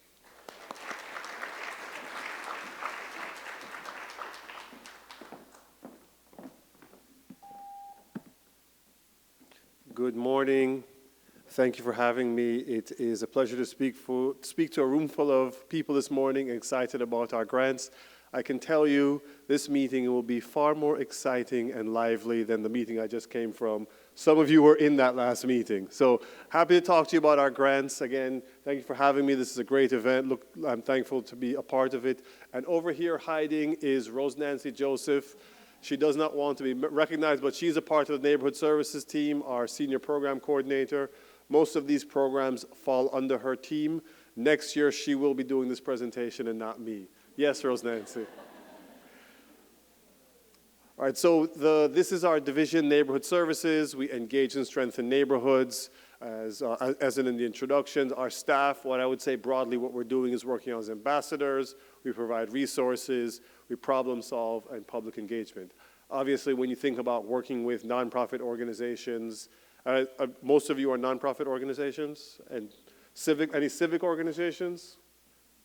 Okay, so mainly nonprofit. When you think about working with nonprofit organizations, we're filling in the gap in areas that we can. You think about providing resources and problem solving. So we have some programs we can help. The first of these is our community conference. It's not a grant or a funding opportunity, but what we see it is a way for nonprofits to connect with residents, and what it is, a resource for residents, nonprofit organization, and neighborhood associations.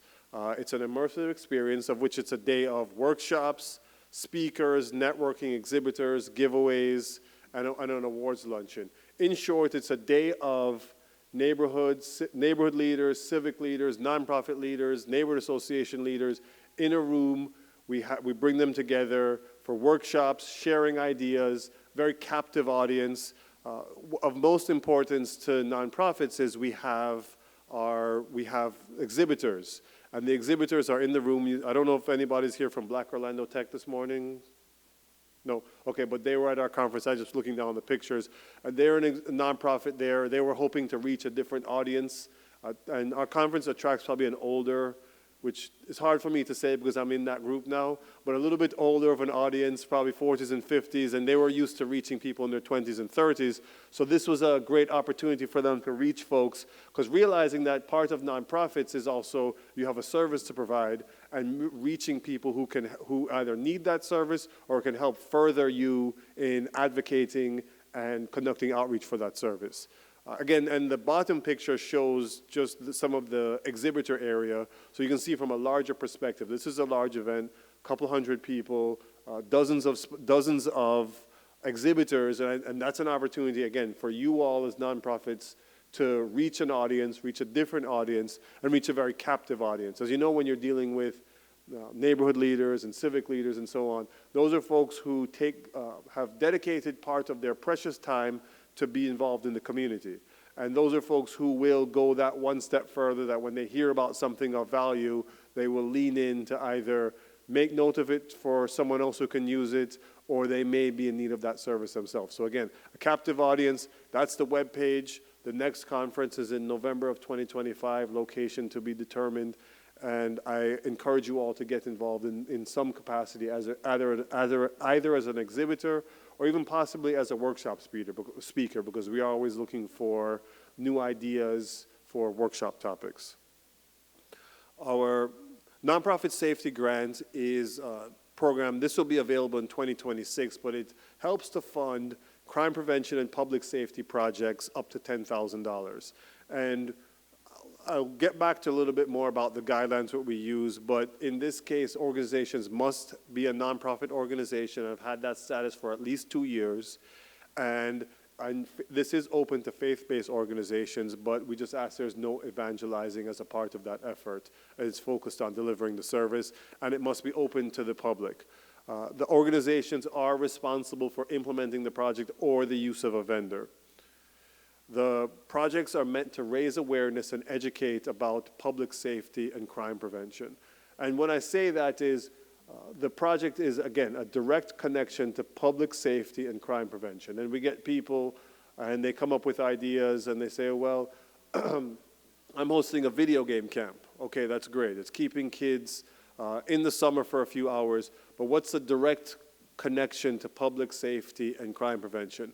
Oh, well, if they're here with me at this video game camp, they're not left alone to doing what they want to do in free time. I said that's a worthy cause, but the direct connection to crime prevention and public safety isn't there. And from there, we start to navigate. Okay, you're doing a video game camp.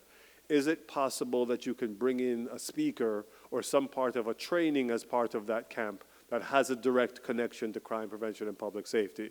So those are very real conversations we have with nonprofits, is they have an idea, and we have guidelines, we are local government, but making sure we can somehow incorporate what they want, and it also fits with what we need to do. And those are real discussions. We do have stipends for instructors. As I mentioned, you bring someone in. We've done self-defense and swimming. A few years ago, we did a project off of Ivy Lane it was with Harbor House. I don't know if that program still exists, but it was with Harbor House. They hired I call him self-defense, but it wasn't self-defense, because what he did is he worked with the young men to teach them safe de-escalation tactics and somewhat anti-bullying, but not from the standpoint I'm going to fight my way out of this, but if someone either approaches you from the standpoint of their being aggressive physically, how to maybe use some physical tactics to get yourself out and run, or even some de-escalation techniques into when those confrontations are happening. So that's the type of creative thinking, and again, swimming instructors as another example. Some of the projects we did is, when this goes back probably about more than 10 years ago, the Harbor House was working with the clerk of courts to translate injunction materials into different languages. And we provided the grant to hire the translators and some of the other resources to make those much needed translations. Again, I talked about the workshop for kids to learn de-escalation and conflict resolution tactics. And then as you see on this bottom picture is the victim services. A few years ago, we provided them a grant to put victim service messaging on Lynx buses. But not just on Lynx buses. They had data about where were their, I don't know if it's calls for service, but where were there most occurring victim service activities or needed services across the region. They had maps about where those occurred, and then they found the Lynx buses that rode through those neighborhoods and put the services there. So this was a very intentional approach about victim service messaging. And usually with these projects, these are somewhat down on the bottom of the list of a nonprofit. You have a number of projects you want to do, and you have the things you need to do, and you have another list of projects that these sound interesting. I would love to get to them, but we don't have the money. Well, this is where this steps in, is it provides the resources for some of the out-of-the-box projects that you may not think you need immediately. The next is I will talk about, is our nonprofit housing repair grant. And again, these grants will be available in 2026. It funds minor exterior repairs for homeowners up to $20,000. There's an asterisk by that $20,000 because the last time we implemented this project, implemented this grant, $20,000 was enough to actually do enough projects to make a meaningful impact. When we revisit, we'll have to look at this amount because we know $20,000 doesn't go as far as it used to. So that is, the asterisk is there, so we will reevaluate it when the time is right. The organization must be a nonprofit or faith-based, and they have to have had that status for at least 2 years. The organization use a vendor for the project, a general contractor. Obviously, there are nonprofits who do building themselves, but some of the ones who approach us don't, and then they would have to use a general contractor to make these repairs. There is a priority for projects that target senior citizens, disabled and or low-income households. We're talking about single-family detached. Unfortunately, we know that there are apartment complexes or duplexes that need work, but we're focusing specifically on single-family detached units. We are called neighborhood services, so we do try to have the projects focus on a neighborhood specifically. We want to be able to concentrate the effort, concentrate the resources so that it will have a neighborhood impact.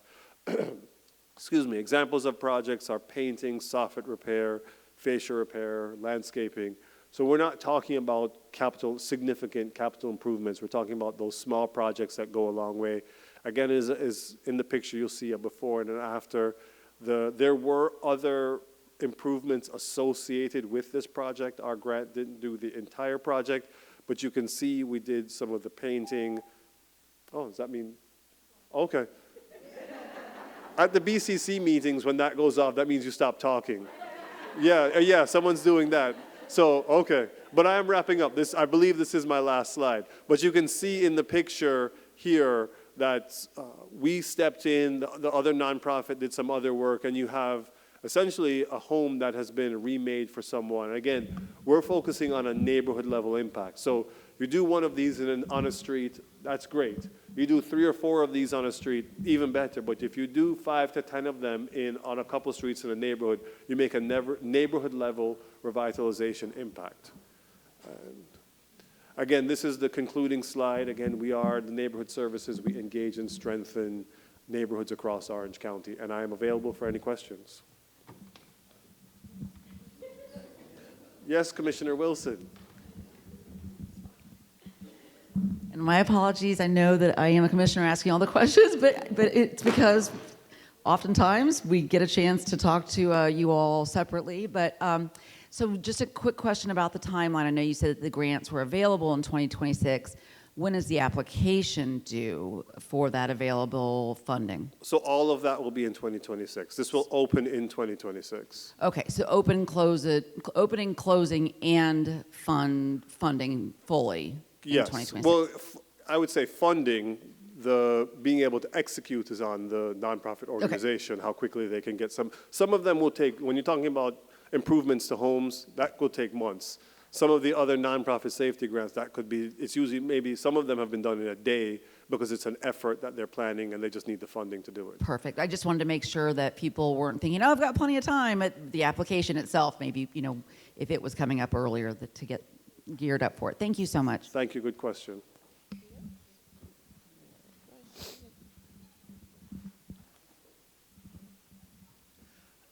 Thank you so much. My question was for this minor housing repairs. You had mentioned it it's good for like single-family senior citizens, but I was also concerned, could that be used for houses that are used for group homes? No, that's not quite the intent of the program, because usually we would be looking for, not on here, is a homestead exemption, because the priority is people who are living in their homes. I understand it's a need. I'm happy to brainstorm with you about other opportunities, but for this grant, we're focused on homeowners where there is a homestead exemption. and some of the criteria listed in the presentation. Thank you.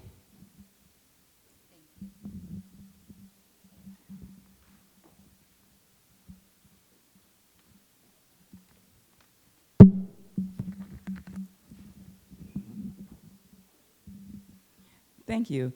My question is in reference to the home repair. Can the HOA organization apply for this grant? If the HOA has a 501c3 and had it for at least 2 years, yes. So again, that's the priority, 501c3 and at least 2 years.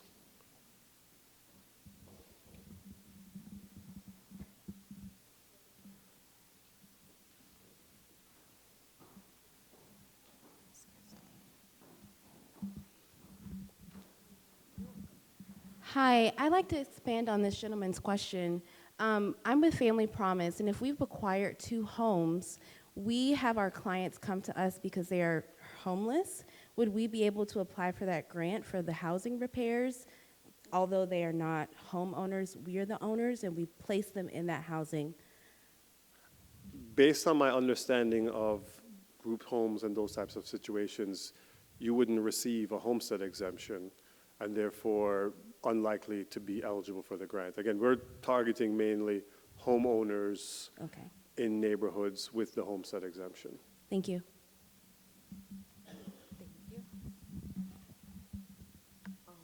Would this fund kind of like neighborhood beautification and like murals? No, if we have another grant for neighborhoods, we didn't present it here because it's not specifically for nonprofits, but if there is a neighborhood who wanted to do a beautification project, like say on their community wall or landscaping, that's what that grant is called, our neighborhood beautification grant. Not geared to nonprofits, it's geared to neighborhood organizations. Okay. And Rose Nancy can assist with that as well. Okay, thank you.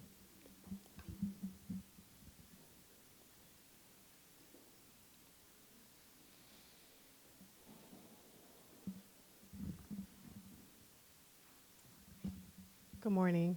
I just have 2 questions on eligibility. Is there a specific operating budget level that a nonprofit has to have in order to be eligible? No, there's not a specific budget level, but we haven't determined how we're going to structure these, but in the past, these have been reimbursement grants. So the nonprofit would at least need to be able to implement the project, pay for it, and then submit documents for payment, and then wait for the payment to be dispersed. We haven't figured out how we're doing that again, but to answer your question. And then my part 2 is, are they required to be SAM registered before applying, or are you guys waiving that and then letting them register once they're approved? I didn't hear the middle part of your question. Are they required to be SAM registered before they apply, or is that something they have to do if they are approved? I didn't hear the something registered. SAM, S-A-M? I'm not 100% sure what that is. I can follow up with you. Thank you. It's a federal, I guess federal, and, okay.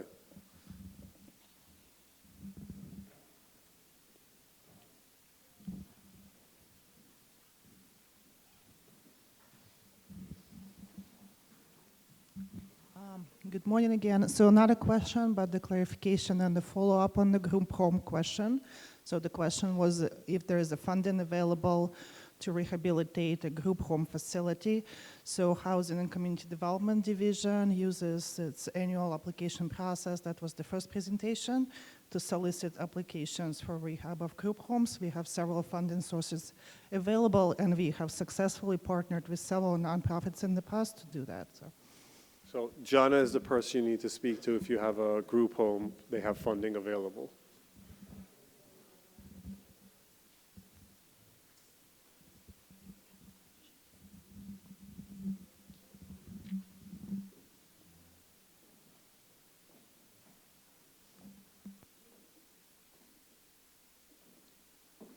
All right, thank you.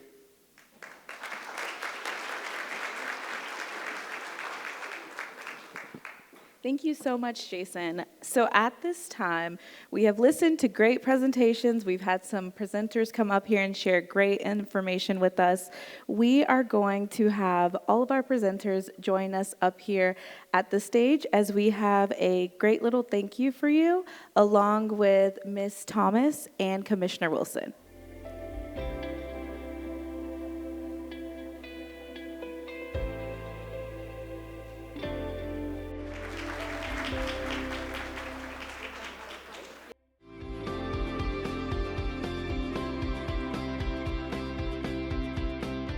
Good morning, everyone, and thank you for joining us for the R.I.S.E Nonprofit Funding Forum panel discussion.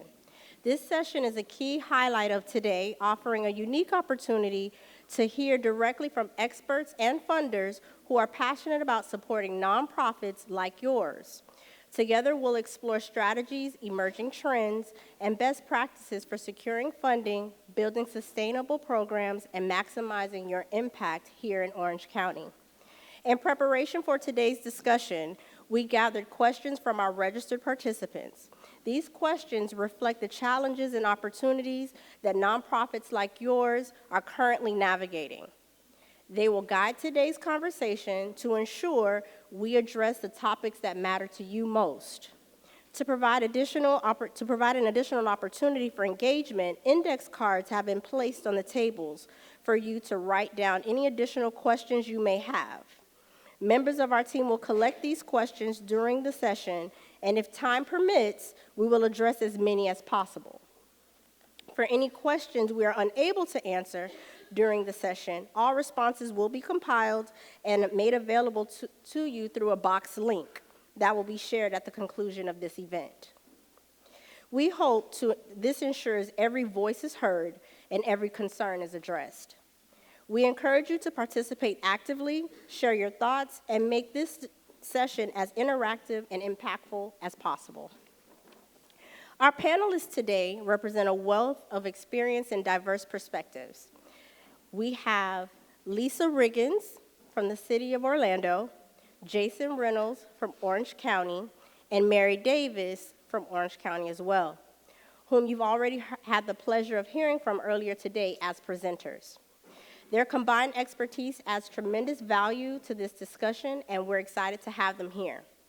Joining them are two additional distinguished panelists, Stuart Hodes, a seasoned nonprofit and association management professional with over 35 years of executive leadership experience.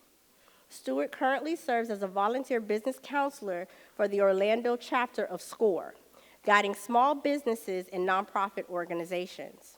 He is also a partner at the nonprofit R.I.S.E, a consulting firm specializing in strategic services for the nonprofit sector. With a Master of Business Administration and Management and a Master of Arts in Marketing, Stuart combines his academic expertise and local roots to empower nonprofits in achieving their mission and fostering community impact. We also have Ms. Sharon Lyles, the Executive Director and founder of Central Florida Diaper Bank. For over 30 years, Sharon has been dedicated to ensuring families and infants in our community have access to essential resources like diapers and other basic necessities. Under her visionary leadership, the organization has become a critical support system for families in need. Sharon's passion for strengthening and empowering families extends beyond her professional life, and she continues to find inspiration through her travels and community work. So let's dive into our discussion. We're going to start with one of the questions that were submitted by our participants. We're going to start with Ms. Sharon Lyles. What qualities do you look for in a nonprofit seeking funding?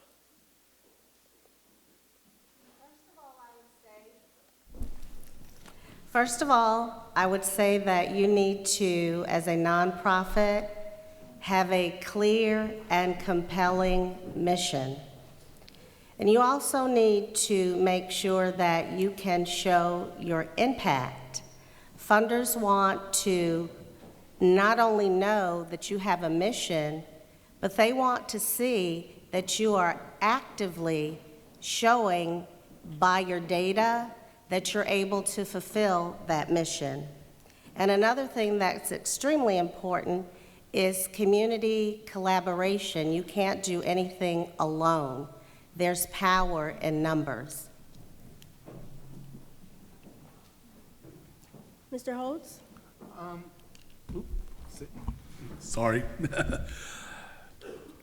I think the most important aspect is, are you fundable? How are you fundable? By having quantifiable results.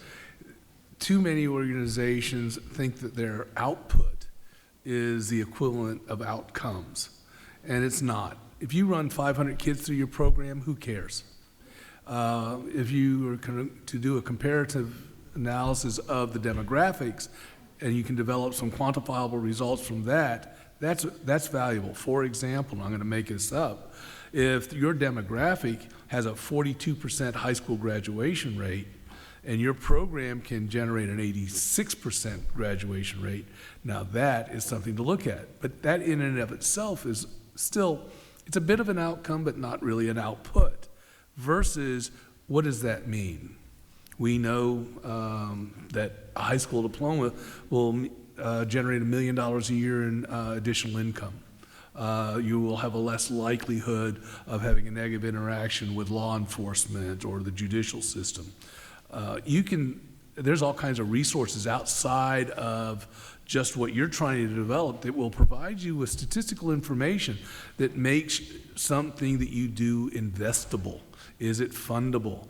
What is the ROI, return on investment, that a contributor is going to get by investing money in what you do? And you have to look at it that way. So you have to make sure you are doing that. Also, are you running in a professional and business-like manner? Are you adhering to proper standard accounting practices? Do you have strong organizational structure in place? What's the size and scope of your board of directors? Those are some of the things that a funder is going to look at. What's your credibility? That's your brand, that's your image. They want to be affiliated with an organization that they can be proud of. Just remember, contributors, regardless of the kind they are simply volunteers that don't have time. So you've got to make it worth their while to invest in you, because very quickly, in Orange County, Florida alone, the last number I got, which was just a couple of months ago, there's 18,000 registered nonprofit organizations. 22,000 in Broward County, 19,000 in Hillsborough County. It's a huge population in our industry.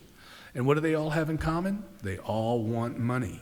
So, and they're all knocking on the same doors. So you've got to make your organization worth their while.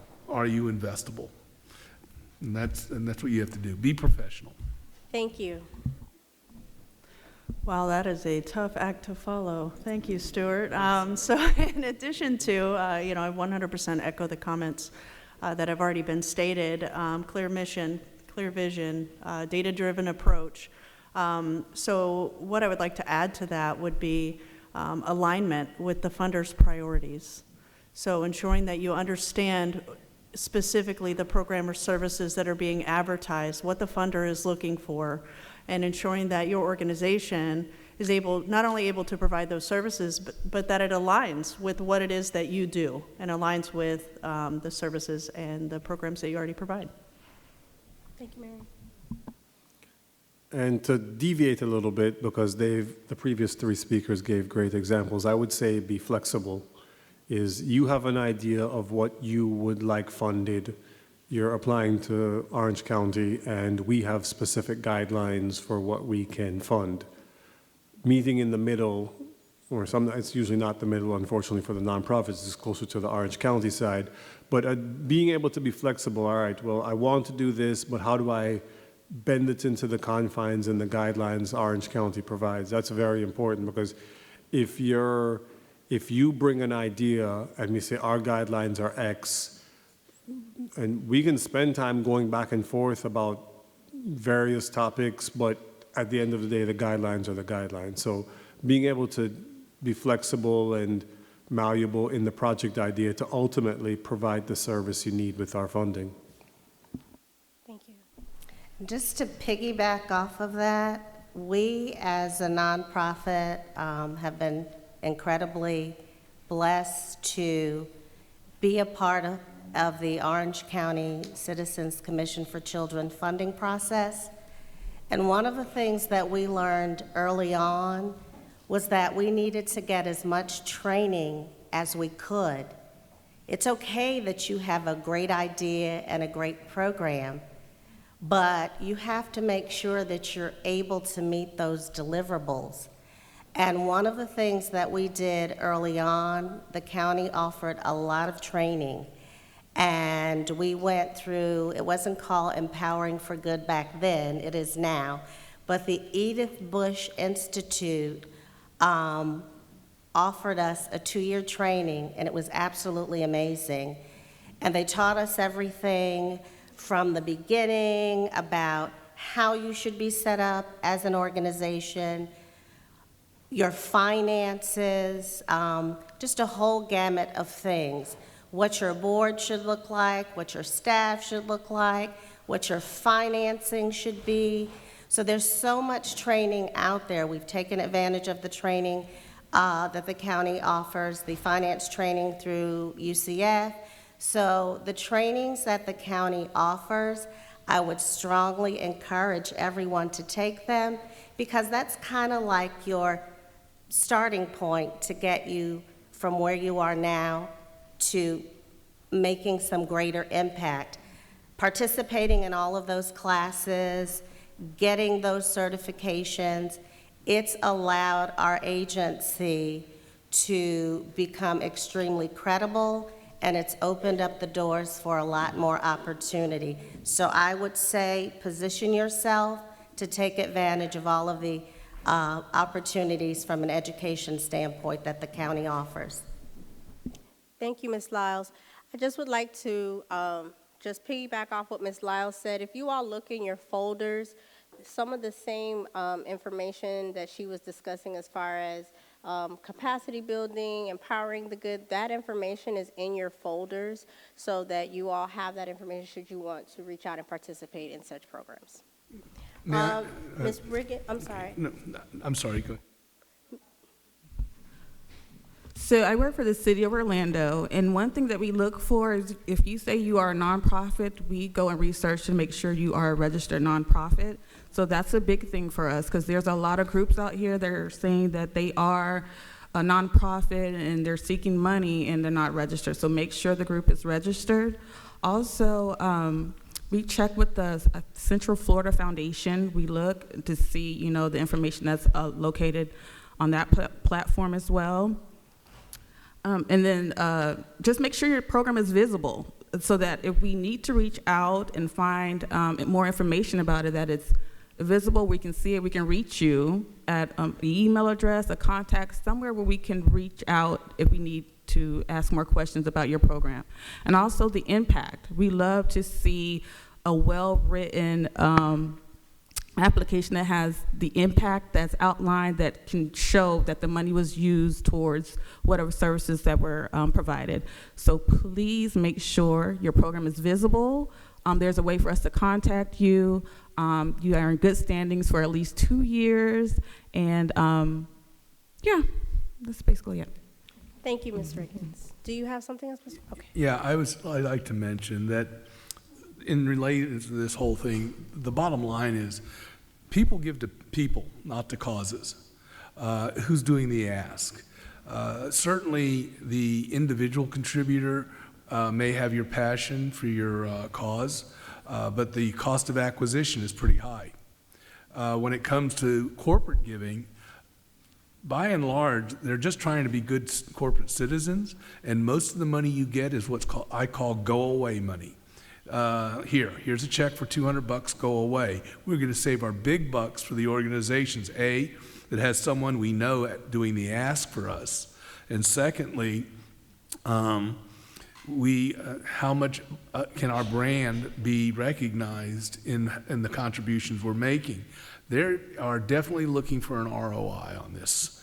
There's a reason that most major corporate funds that come to an organization come through the marketing department. If you think they're not checking the size of the font of their name on that program, you're kidding yourself. They want to know what's in it for them, and you need to be prepared to answer that question. The last thing I can say is I personally never solicited a single penny. I think that you development people out there, if you're doing direct solicitation, the board is misusing you, and you have allowed the board to relegate to you the chore of fundraising. That is the job of the board of directors. I provided backup. I can't tell you how many meetings I had where I would go in with a member of my board or the individual who was going to do the ask, and I had the stats there. That's my job. I need to know my organization. I need to know everything about it, cross every T and dot every I, to the minutia. Rarely did they deep dive that deep, but I knew that stuff, and I was there to give the support to that person doing the ask. And that's what it's all about, and that is where you turn the corner on generating greater volume. Know who's going to do the ask, put out expectations to your board of directors. But you can't just put that expectation out there. You've got to train them, educate them, have them prepared so that they can answer some of those questions. The better prepared they are, the more likelihood they will do the ask because they're comfortable with it. It's just, I hate to say it, fundraising is just our way of calling, our fancy way of saying sales, because that's all it is. Thank you. Our next question is, how can nonprofits avoid common application mistakes? Ms. Lyles? The most important thing is you need to read and follow the funders' guidelines. Make sure you understand what they're asking for and if it aligns with what your mission does. You have to be specific. Don't just put jargon in there. You have to be clear and concise. And you need to provide accurate data. They want to know what you're doing. And for instance, I'll say, we provide diapers for our children, the families that we serve. Well, yeah, people want to know about a diaper, but what is that diaper doing? So we have our pre and our post information that we use. We have educational classes. And I can tell a funder, well, because you gave us your money, we were able to send X number of families to work, because if a family doesn't have diapers, they can't send their children to the daycare. If they can't get to the daycare, they can't go to work. So we can say, you gave us $500, for instance, and we were able to send XYZ number of babies to the daycare so their families can go to work. That's important. They want to know, if I give you my money, what's going to happen? So you have to be very specific. And we tie in a health piece to what we do. So if you're going to give us our money, it's related to health. We're going to tell them how that's going to help. You want to make sure that you provide accurate and detailed data. Don't just fluff up your information because the funder's going to come back and they're going to check it. Yes. And make sure you tailor your applications so that they are specific to that funder's mission and priority. And read and reread over and over. And don't wait until the last minute to try and submit an RFP, because you're going to have mistakes. So you do it, and then you let someone in your organization read it. Doesn't hurt to have 2 or 3 people going over the same information, because what you'll find in the end is that you still need to tweak it. So just proofread. Mr. Holtz? Well, my first question for you all is, if we take grants out of the mix, how many of you all have filled out an application for a contribution? Crickets. Oh, one. Oh, there we go, one. I never filled out, unless I was going for a grant, there was no application. So the bottom line to me is you need to get your education for the the solicitation group and your marketing act together. Also, you have to understand there's so many diverse stakeholders in the world of nonprofit. And in the private sector, we use terms like client and customer interchangeably. In nonprofit, I see that differently. Clients are the people we serve, customers are the people who write the checks. And then rarely do they overlap. When they do, that's a fee for services. Thank you very much. I'll take that revenue stream. But, and if you're not looking at fee for services for your organization, you should. But anyway, the point being is that you have to have your marketing and your structure in place, because grants are a totally different animal. There's plenty of folks out there. My consulting firm, we do grant writing, but we prefer to think we are grant management rather than just grant writing. Totally different animal. But the application process is very specific, and you're absolutely right, Sharon.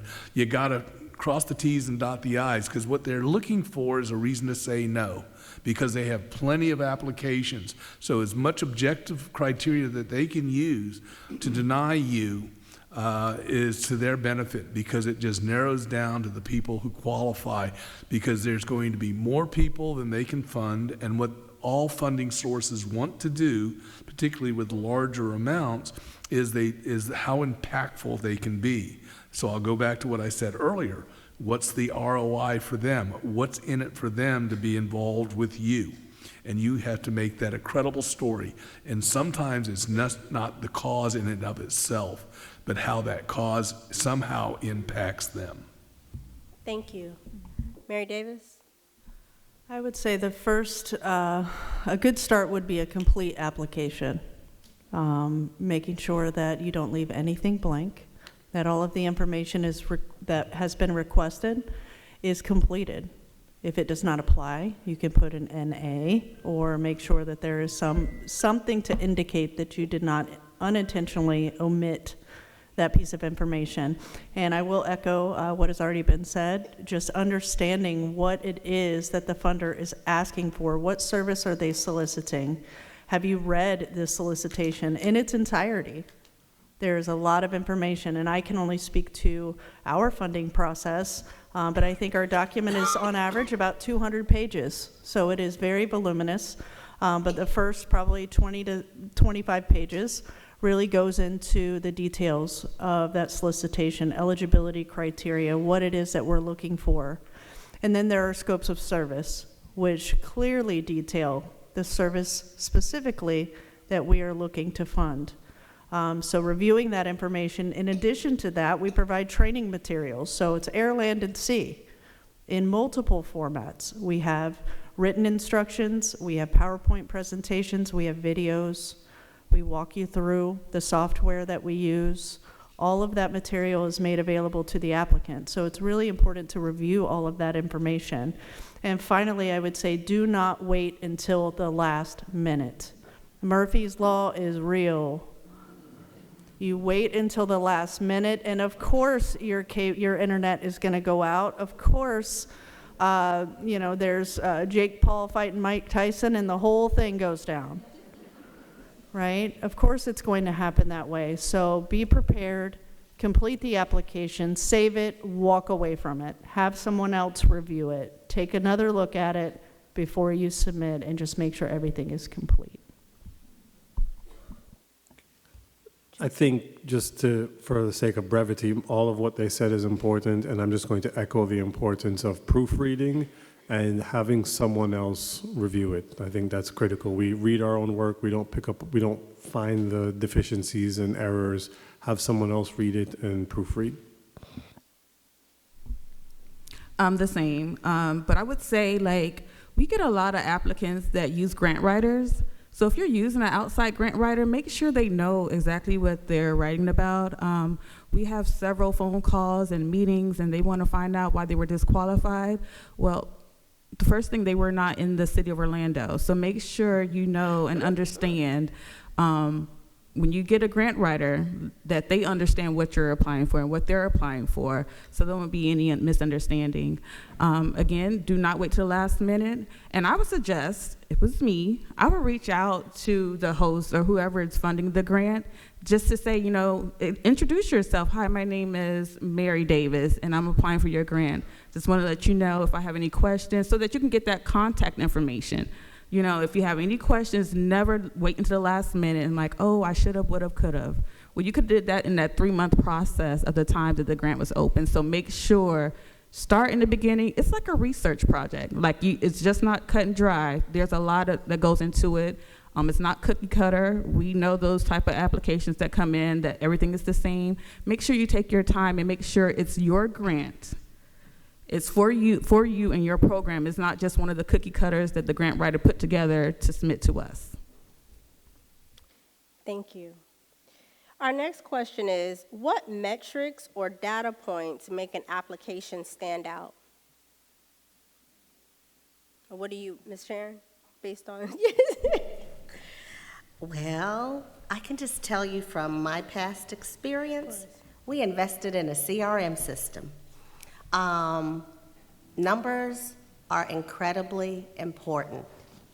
You have to keep track of every single thing that you do because funders are going to want to know percentage-wise, people-wise, what are you going to do with the money that we're going to give you? And you have to be able to tell a story with those numbers. You have to have your pre and your post data to show when these people came into your program, what key indicators are you going to be able to use to show the funder what difference you're going to make? How are you going to show that the people that you're serving are any better off? Cost effectiveness. You have to be able to show them, and we hear the word return on investment. They want to know, with the money that I'm going to give you, what are you going to do with it? Testimonials, stories from your clients, best piece of data and impact that you can ever use. And then you have to show them that there is a need for the project that you're asking them to fund. And how are you uniquely positioned to be able to do that? And overall, again, it's data, it's numbers to demonstrate that ongoing success. Thank you. Mr. Holtz? Well, again, there's a difference between grant writing and grant management. You submit a grant, it's written. Chances are you're not going to get a lot of traction with that. It has to be, as Sharon said, you have to have quantifiable components to it. Also, you have to build, every grant application, if they have an application process, is going to kind of tell you what they want to look at. So you have to make sure that what you're talking about, is it trackable? Because if it's trackable, is it measurable? And then they're going to want to know what's your plan to do those two things? And then how are you going to do it? How are you going to manage that process? That's what they're interested in. And again, without differentiating overly too much, but between a government granting source, which is looking, and very, very simplistically, they're looking to make, they have their long process because they want compliance. But why do they want compliance? It's because they're usually dealing with public money. And so therefore they have to justify the expenditure of public money to the various agencies that govern, so that they who are supposed to be accountable via election to how the money's being spent. So you need to be able to answer those kind of questions too. Getting to know the granting source, yes, for open communications, that's important. They're not necessarily going to be swayed by the fact that someone knows somebody and called them up and you're going to get that funding. That's not going to make a difference there. Politicians and political environments try to stay as objective as they are bureaucratic. But it's when the private foundation, private sources do that. So it's a matter of staying focused on the details. Again, I'm going to go back to outcomes versus outputs and quantifiable results. Thank you. Mary? So in addition to the quantifiable results, which is very important. So measuring the impact of the programs and services that you have provided, so including your history and experience providing these services and what results you have obtained as a result of your services. In addition to that, what are the outcomes and the outputs that you anticipate making as a result of the funding that you're asking for? I think that that's very important as well.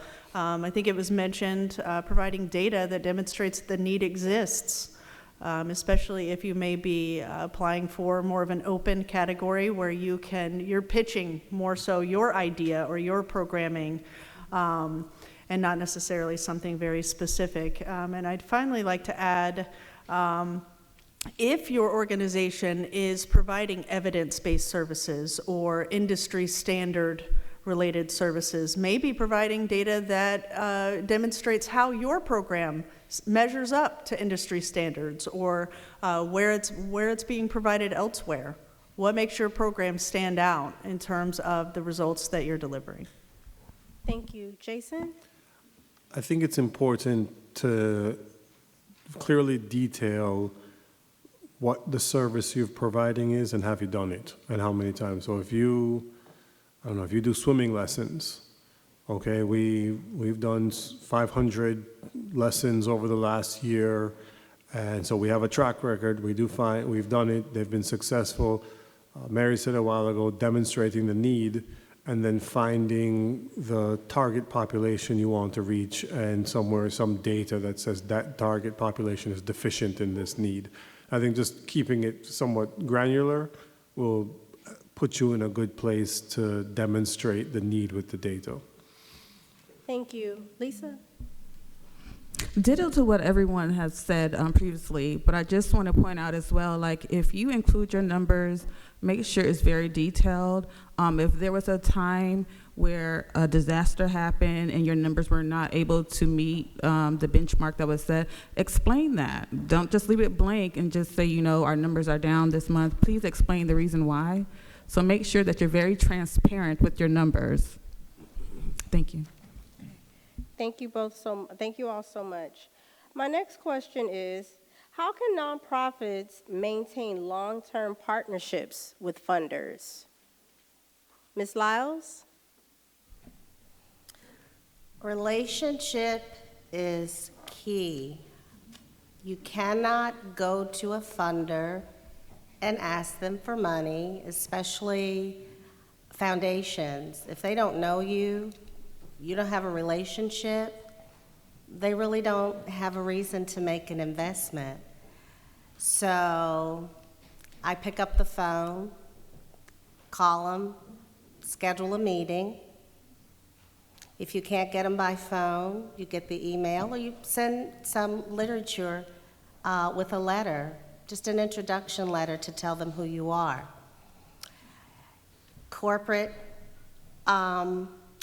Corporations, same thing. You do your research, see if what they're funding aligns with your mission, make an introduction. What I found to be extremely helpful, because grants are amazing, but they should not be the end-all, be-all to your funding sources. You have to balance everything out. So you have your bucket of grant money, but you should also have a bucket of individual funding.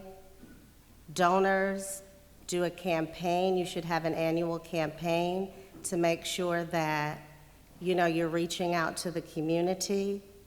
And the best funding time is normally the end of the year. It's getting close to the holidays. What best time to shine and show what you've done, and ask the community, ask funders for money. But you have to have more. You can't have all your funding in one pocket. And a fee for service, that's an amazing way to generate some revenue. Endowments, and We do a lot of in-kind. In-kind is amazing. It may not be physical money, but it could be products. You have your volunteers. That's in-kind. So you have to seek different ways to be able to meet your agency's budget. And those are just some of the things that have worked well for us. Mr. Holtz? I was talking to a politician many years ago, and his perspective was the world existed with three components: the political world, the private sector, and nonprofit. Nonprofit fell into two groups: advocates, which could be overlapping with the private sector, those board members, those senior managers, and what he called smile-a-lots. Those young people, they're always kind of starting out in the industry, they've been hired, and they smile a lot, and they meet and greet, and they shake hands. And, but what they do, what they really are, is they're promoting the brand. They're maintaining that relationship.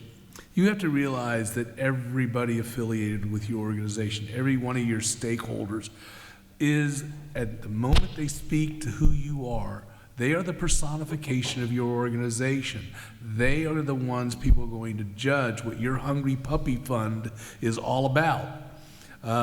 If you've taken particularly the stakeholders that are volunteers and have given them the proper training and information, they will represent you well. Because until you walk through your front door as a professional, I was always on. It was only when I got home and could have a beer that I could be myself. But I was between being an advocate and a smile-a-lot.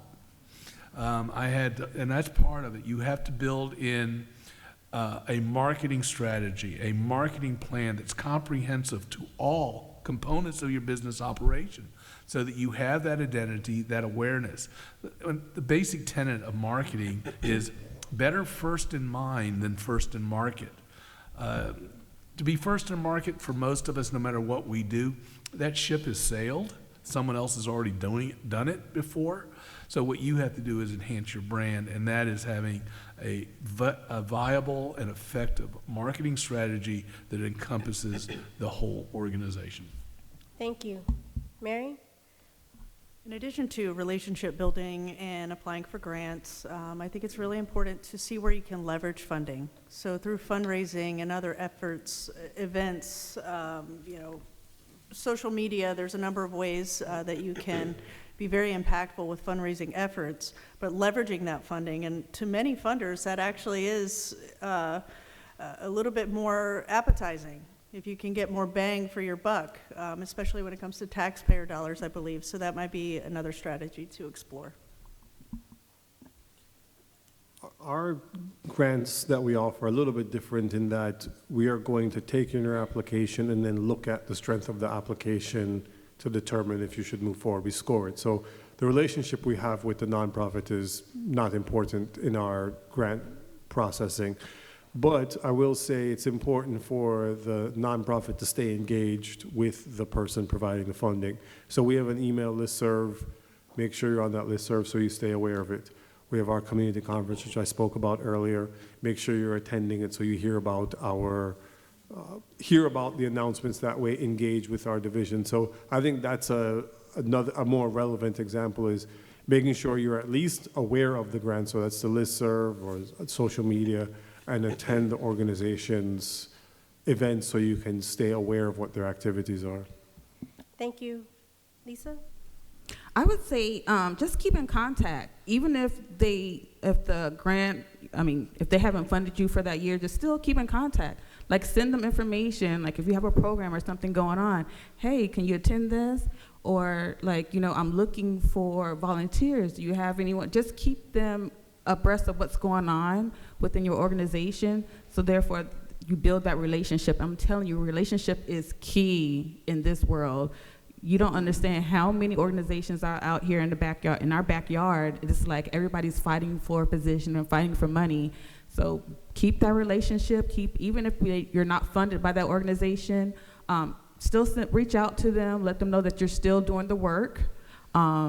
Just keep them abreast of what's going on. Mr. Holtz? Okay. No, Lisa, there's nothing more that a funder loves to do than to be ghosted.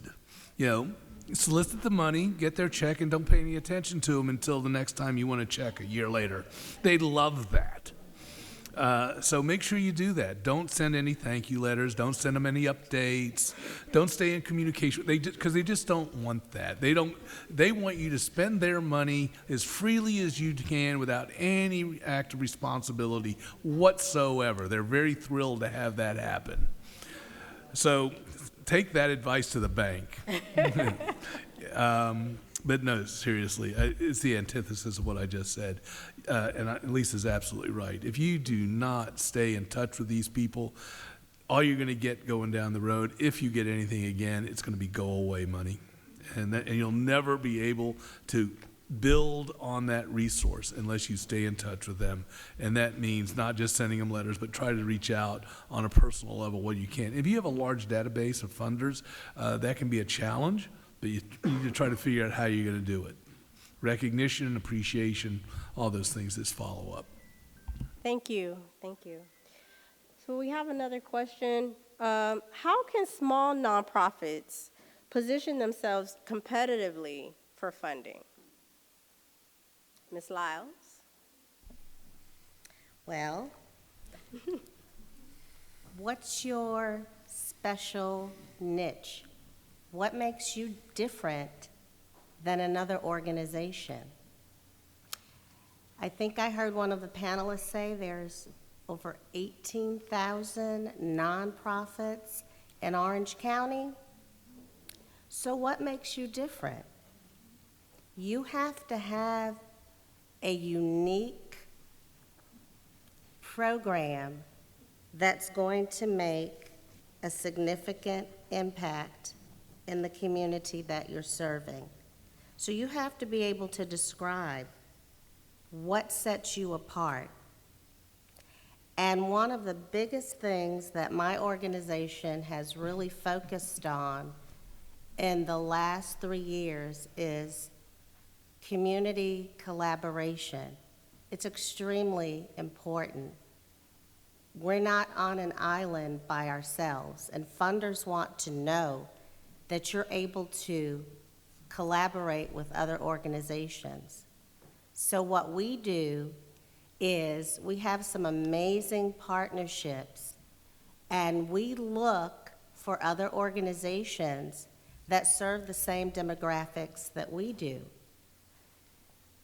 The other thing is you have to be able to show funders that the funds that you have, that you're effectively able to utilize them. And you have to be proactive about building relationships with funders. And they're always going to want to know, what is the return on our investment? Collaborate, demonstrate your impact, and that'll help you scale up. Thank you, Ms. Lyles. Mr. Holtz? Absolutely. Sharon's absolutely right. You have to develop that unique selling proposition. However, in that regard, if you're running a hungry puppy fund, having expertise on what the dietary needs are of puppies is only a limited scope of expertise. You are in an industry segment. You need to become an expert in your industry. Know your information. What's the data out there that relates to canine care? What's the data that relates to the impact of starving puppies or whatever it may be? There's huge resources out there. Government, one of the things the government loves to do is gather statistics. They live for statistics. And if nothing else, that is a great resource. But you don't know what you don't know. It's up to you to become a professional, become an expert. And that is how you can develop your unique selling proposition. Plus the fact, look at your competition. I guarantee you none of you are operating in a void. What is it that you do that's unique, better, or different? And like any competitive analysis, first thing you do is you look at what the competition does wrong. We all do that. The second thing, and that's how you define that. I'm going to do it right. But the other part of it is just as important, if not more important. What's the competition doing right? There's a reason they're in business, or still in business. And also, why do you want to reinvent the wheel? So you've got to find out what it is that you're going to do and separate yourself so that you can go out and talk about those quantifiable results to make you fundable so that people will give to you instead of the other guy. Because all you guys are hunting for the same money. You're going to have to make yourself stand out over her Save the Whales and his Hungry Puppy and his Save the Cats. You know, what is it you're doing that has more value? Know your contributor. Thank you. Mary? And I am more of a puppy person myself. And I think that that really speaks to the diversity of who is evaluating your request for funding as well. Through the CRP process, we have a volunteer advisory board of 24 citizens, Orange County citizens, that all come from different walks of life. They have varying professional experience that they bring to the table as well. So I always like to use the example that I'm not a big budget person, but I will definitely dive into your program design and really want to understand that. So, you know, the diversity of our board and anyone really who's going to be reviewing your request, reviewing your ask, is definitely going to play a part. And I think it's been said that, a well-written, organized, persuasive proposal is going to be very important. And I know that AI and the chat GPTs and all of that is the big rage right now, right? So you get this great, well-written piece of art, essentially, but who's to say the next one right in line providing the same service you are didn't use the same thing? What sets you apart? What makes you unique and innovative and creative? Okay, so yes, well-written, yes, organized, yes, persuasive, but also authentic, I think is also really important as well. So, thank you. I think it's important for nonprofits to be realistic about their capacity. It says small, and I'm sure there are probably some guidelines that define small, medium, large, but if you are small, realize the world you should be operating in regards to applying for funding. If you are considered small, maybe you shouldn't be applying for the $5 million grant right now. And again, that's being realistic. I understand that's a hard conversation and a hard look inside. I mentioned our grants that we have. There are $5,000, $10,000. I think nonprofit safety grants up to $10,000, of which you can do $1,000 projects and it's reimbursable. Well, if you are small, if you're one of these very small nonprofits and you don't have staff, you probably can't handle $10,000 and then wait for the reimbursement. Do the $1,000. Start to build up a track record as a small nonprofit until each time you can do a little bit more. I think even from a capacity, there's capacity of money, but also from your capacity of your staff, or you don't have staff, but your time is, where can you get the funding? So I understand that's hard and it might seem like you're limiting yourself, but being realistic will go a long way as a small nonprofit to building a track record. Thank you. Lisa? I would say with small nonprofits, just stay professional. Just because you're small and you may not have the staff, still be professional.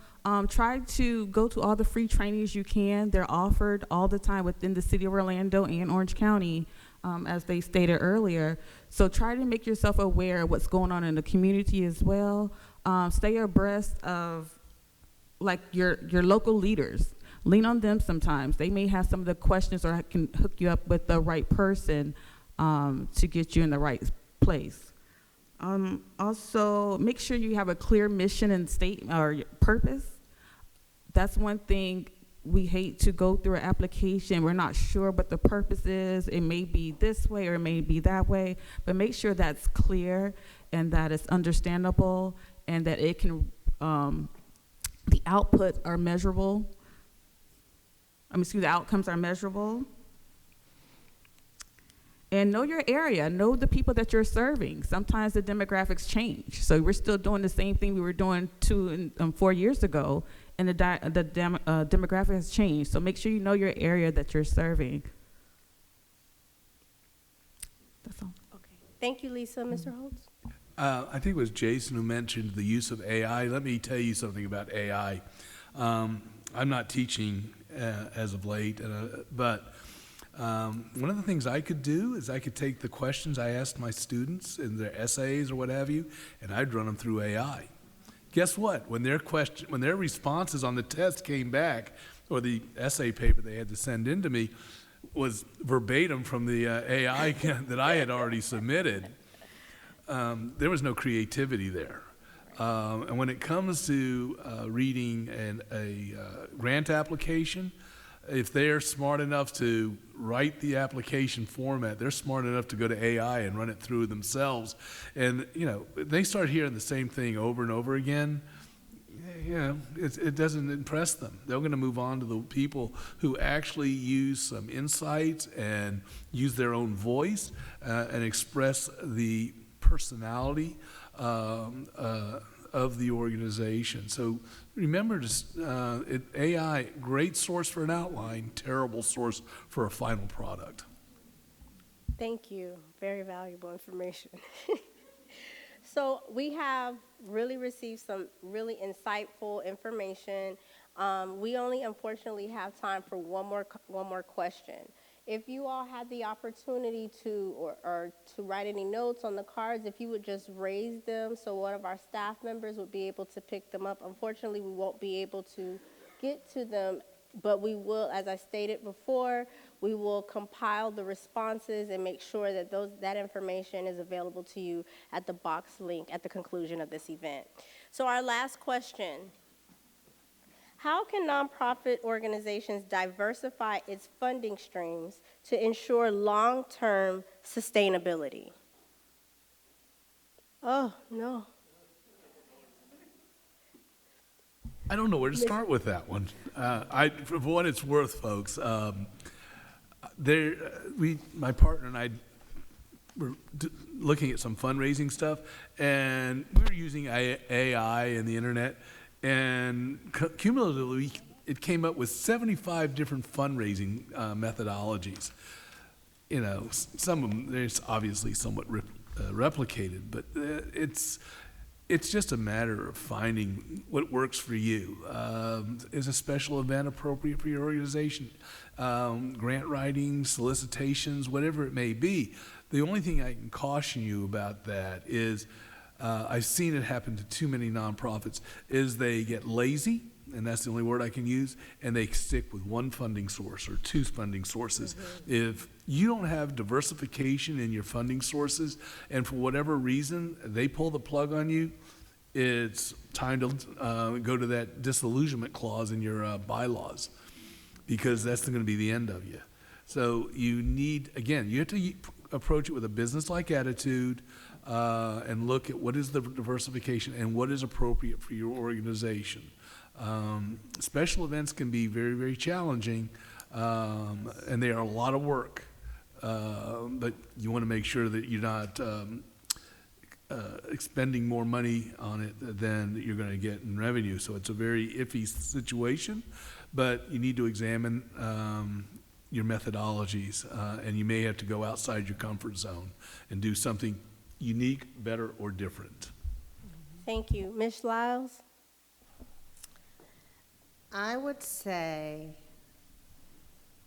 to set up your profiles on the Central Florida Foundation. Make sure they're very detailed. It's time consuming. The same thing for Candid, because one of the things that we've seen an increase in, and I'm incredibly grateful, is for donor-advised funds. You don't even have to go looking for them. You just get a check in the mail, and people say, oh, we see the great work that you're doing. So we want to be a part of that.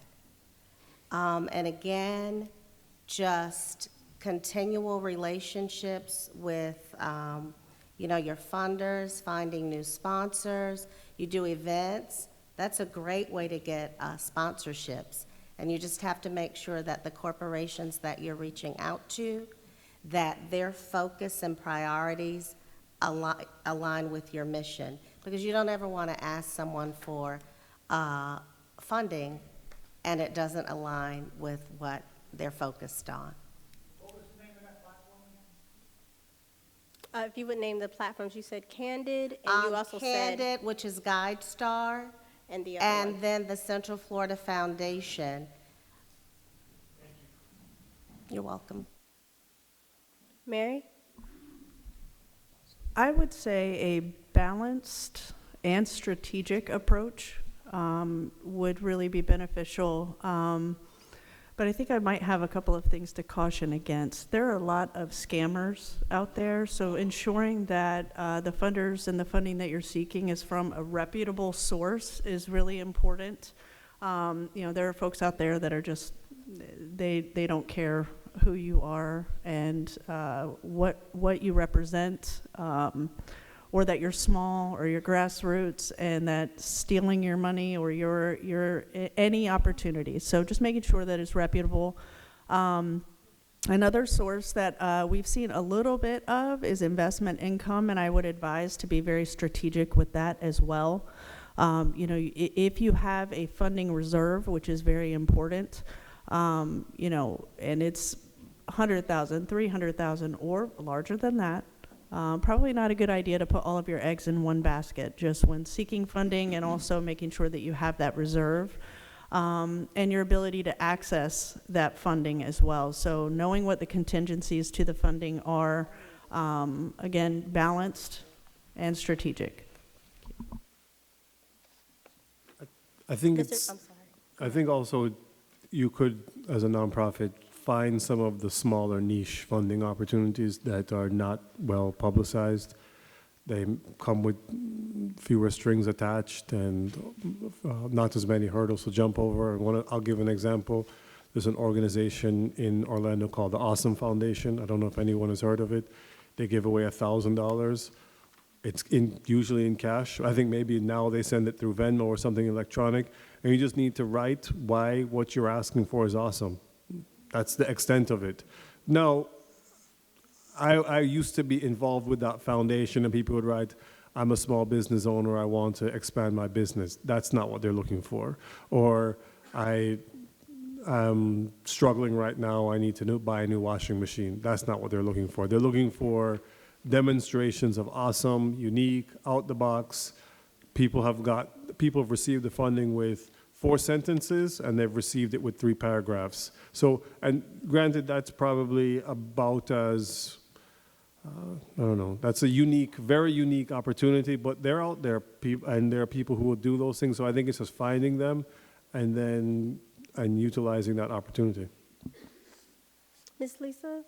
I'm gonna keep it with the gurus on that because I'm not too familiar with the streams of income for the grantees. But I would say just make sure that your information, you're just up to date so that you can be ready. So if there is a person or organization that's willing to give money, that you'll have all your ducks in a row. So just make sure your information is current, even if it's on the website. And also, like, don't be afraid to brag on your program. If your program is doing great stuff in the community, let the organization know that's giving you the funding, or the your leadership in the community, let them know so they know what's going on in your community. Just make sure you're always visible. Thank you. If I may, I'm going to do a quick pitch for SCORE. We do webinars on a regular basis. We have webinars on funding your nonprofit, funding sources for nonprofits. They are free. Just go to our website, scoreorlando.org, and go to our calendar find a workshop, and hit list, and then you get a drop-down menu of all the various webinars we offer. But we do have a number of webinars we offer on nonprofit operations, but we do almost every month. There is something regarding funding for a nonprofit, and also We are having our own nonprofit conference on January 30th, and a lot of focus is going to be on fundraising there among our speakers. So, but our website is a great resource for information and training if you wish to have that. Thank you. So that will be our last question. As I stated before, we do have staff here that will collect your postcards, and we will compile the responses and provide that to you in the box link. I would like to thank our panelists for being a part of this very important conversation and the information that they have provided. It is truly insightful. Did anybody learn anything new today? Fantastic, fantastic. That's wonderful.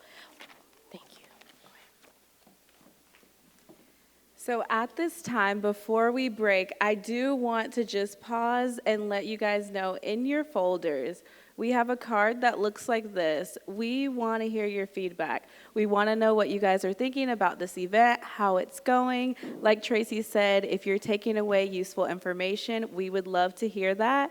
And on the back of this card as well, you can be added to our distribution list. So if you want to be added to our CCC distribution list, also scan the QR code on the back, but please make sure you complete the survey on the front.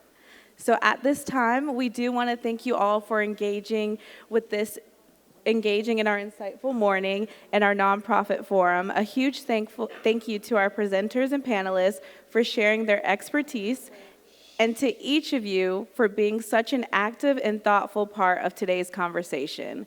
We also want to give a special shout out to Orange TV for capturing this event. Your support is bringing our work to a wider audience and is truly appreciated.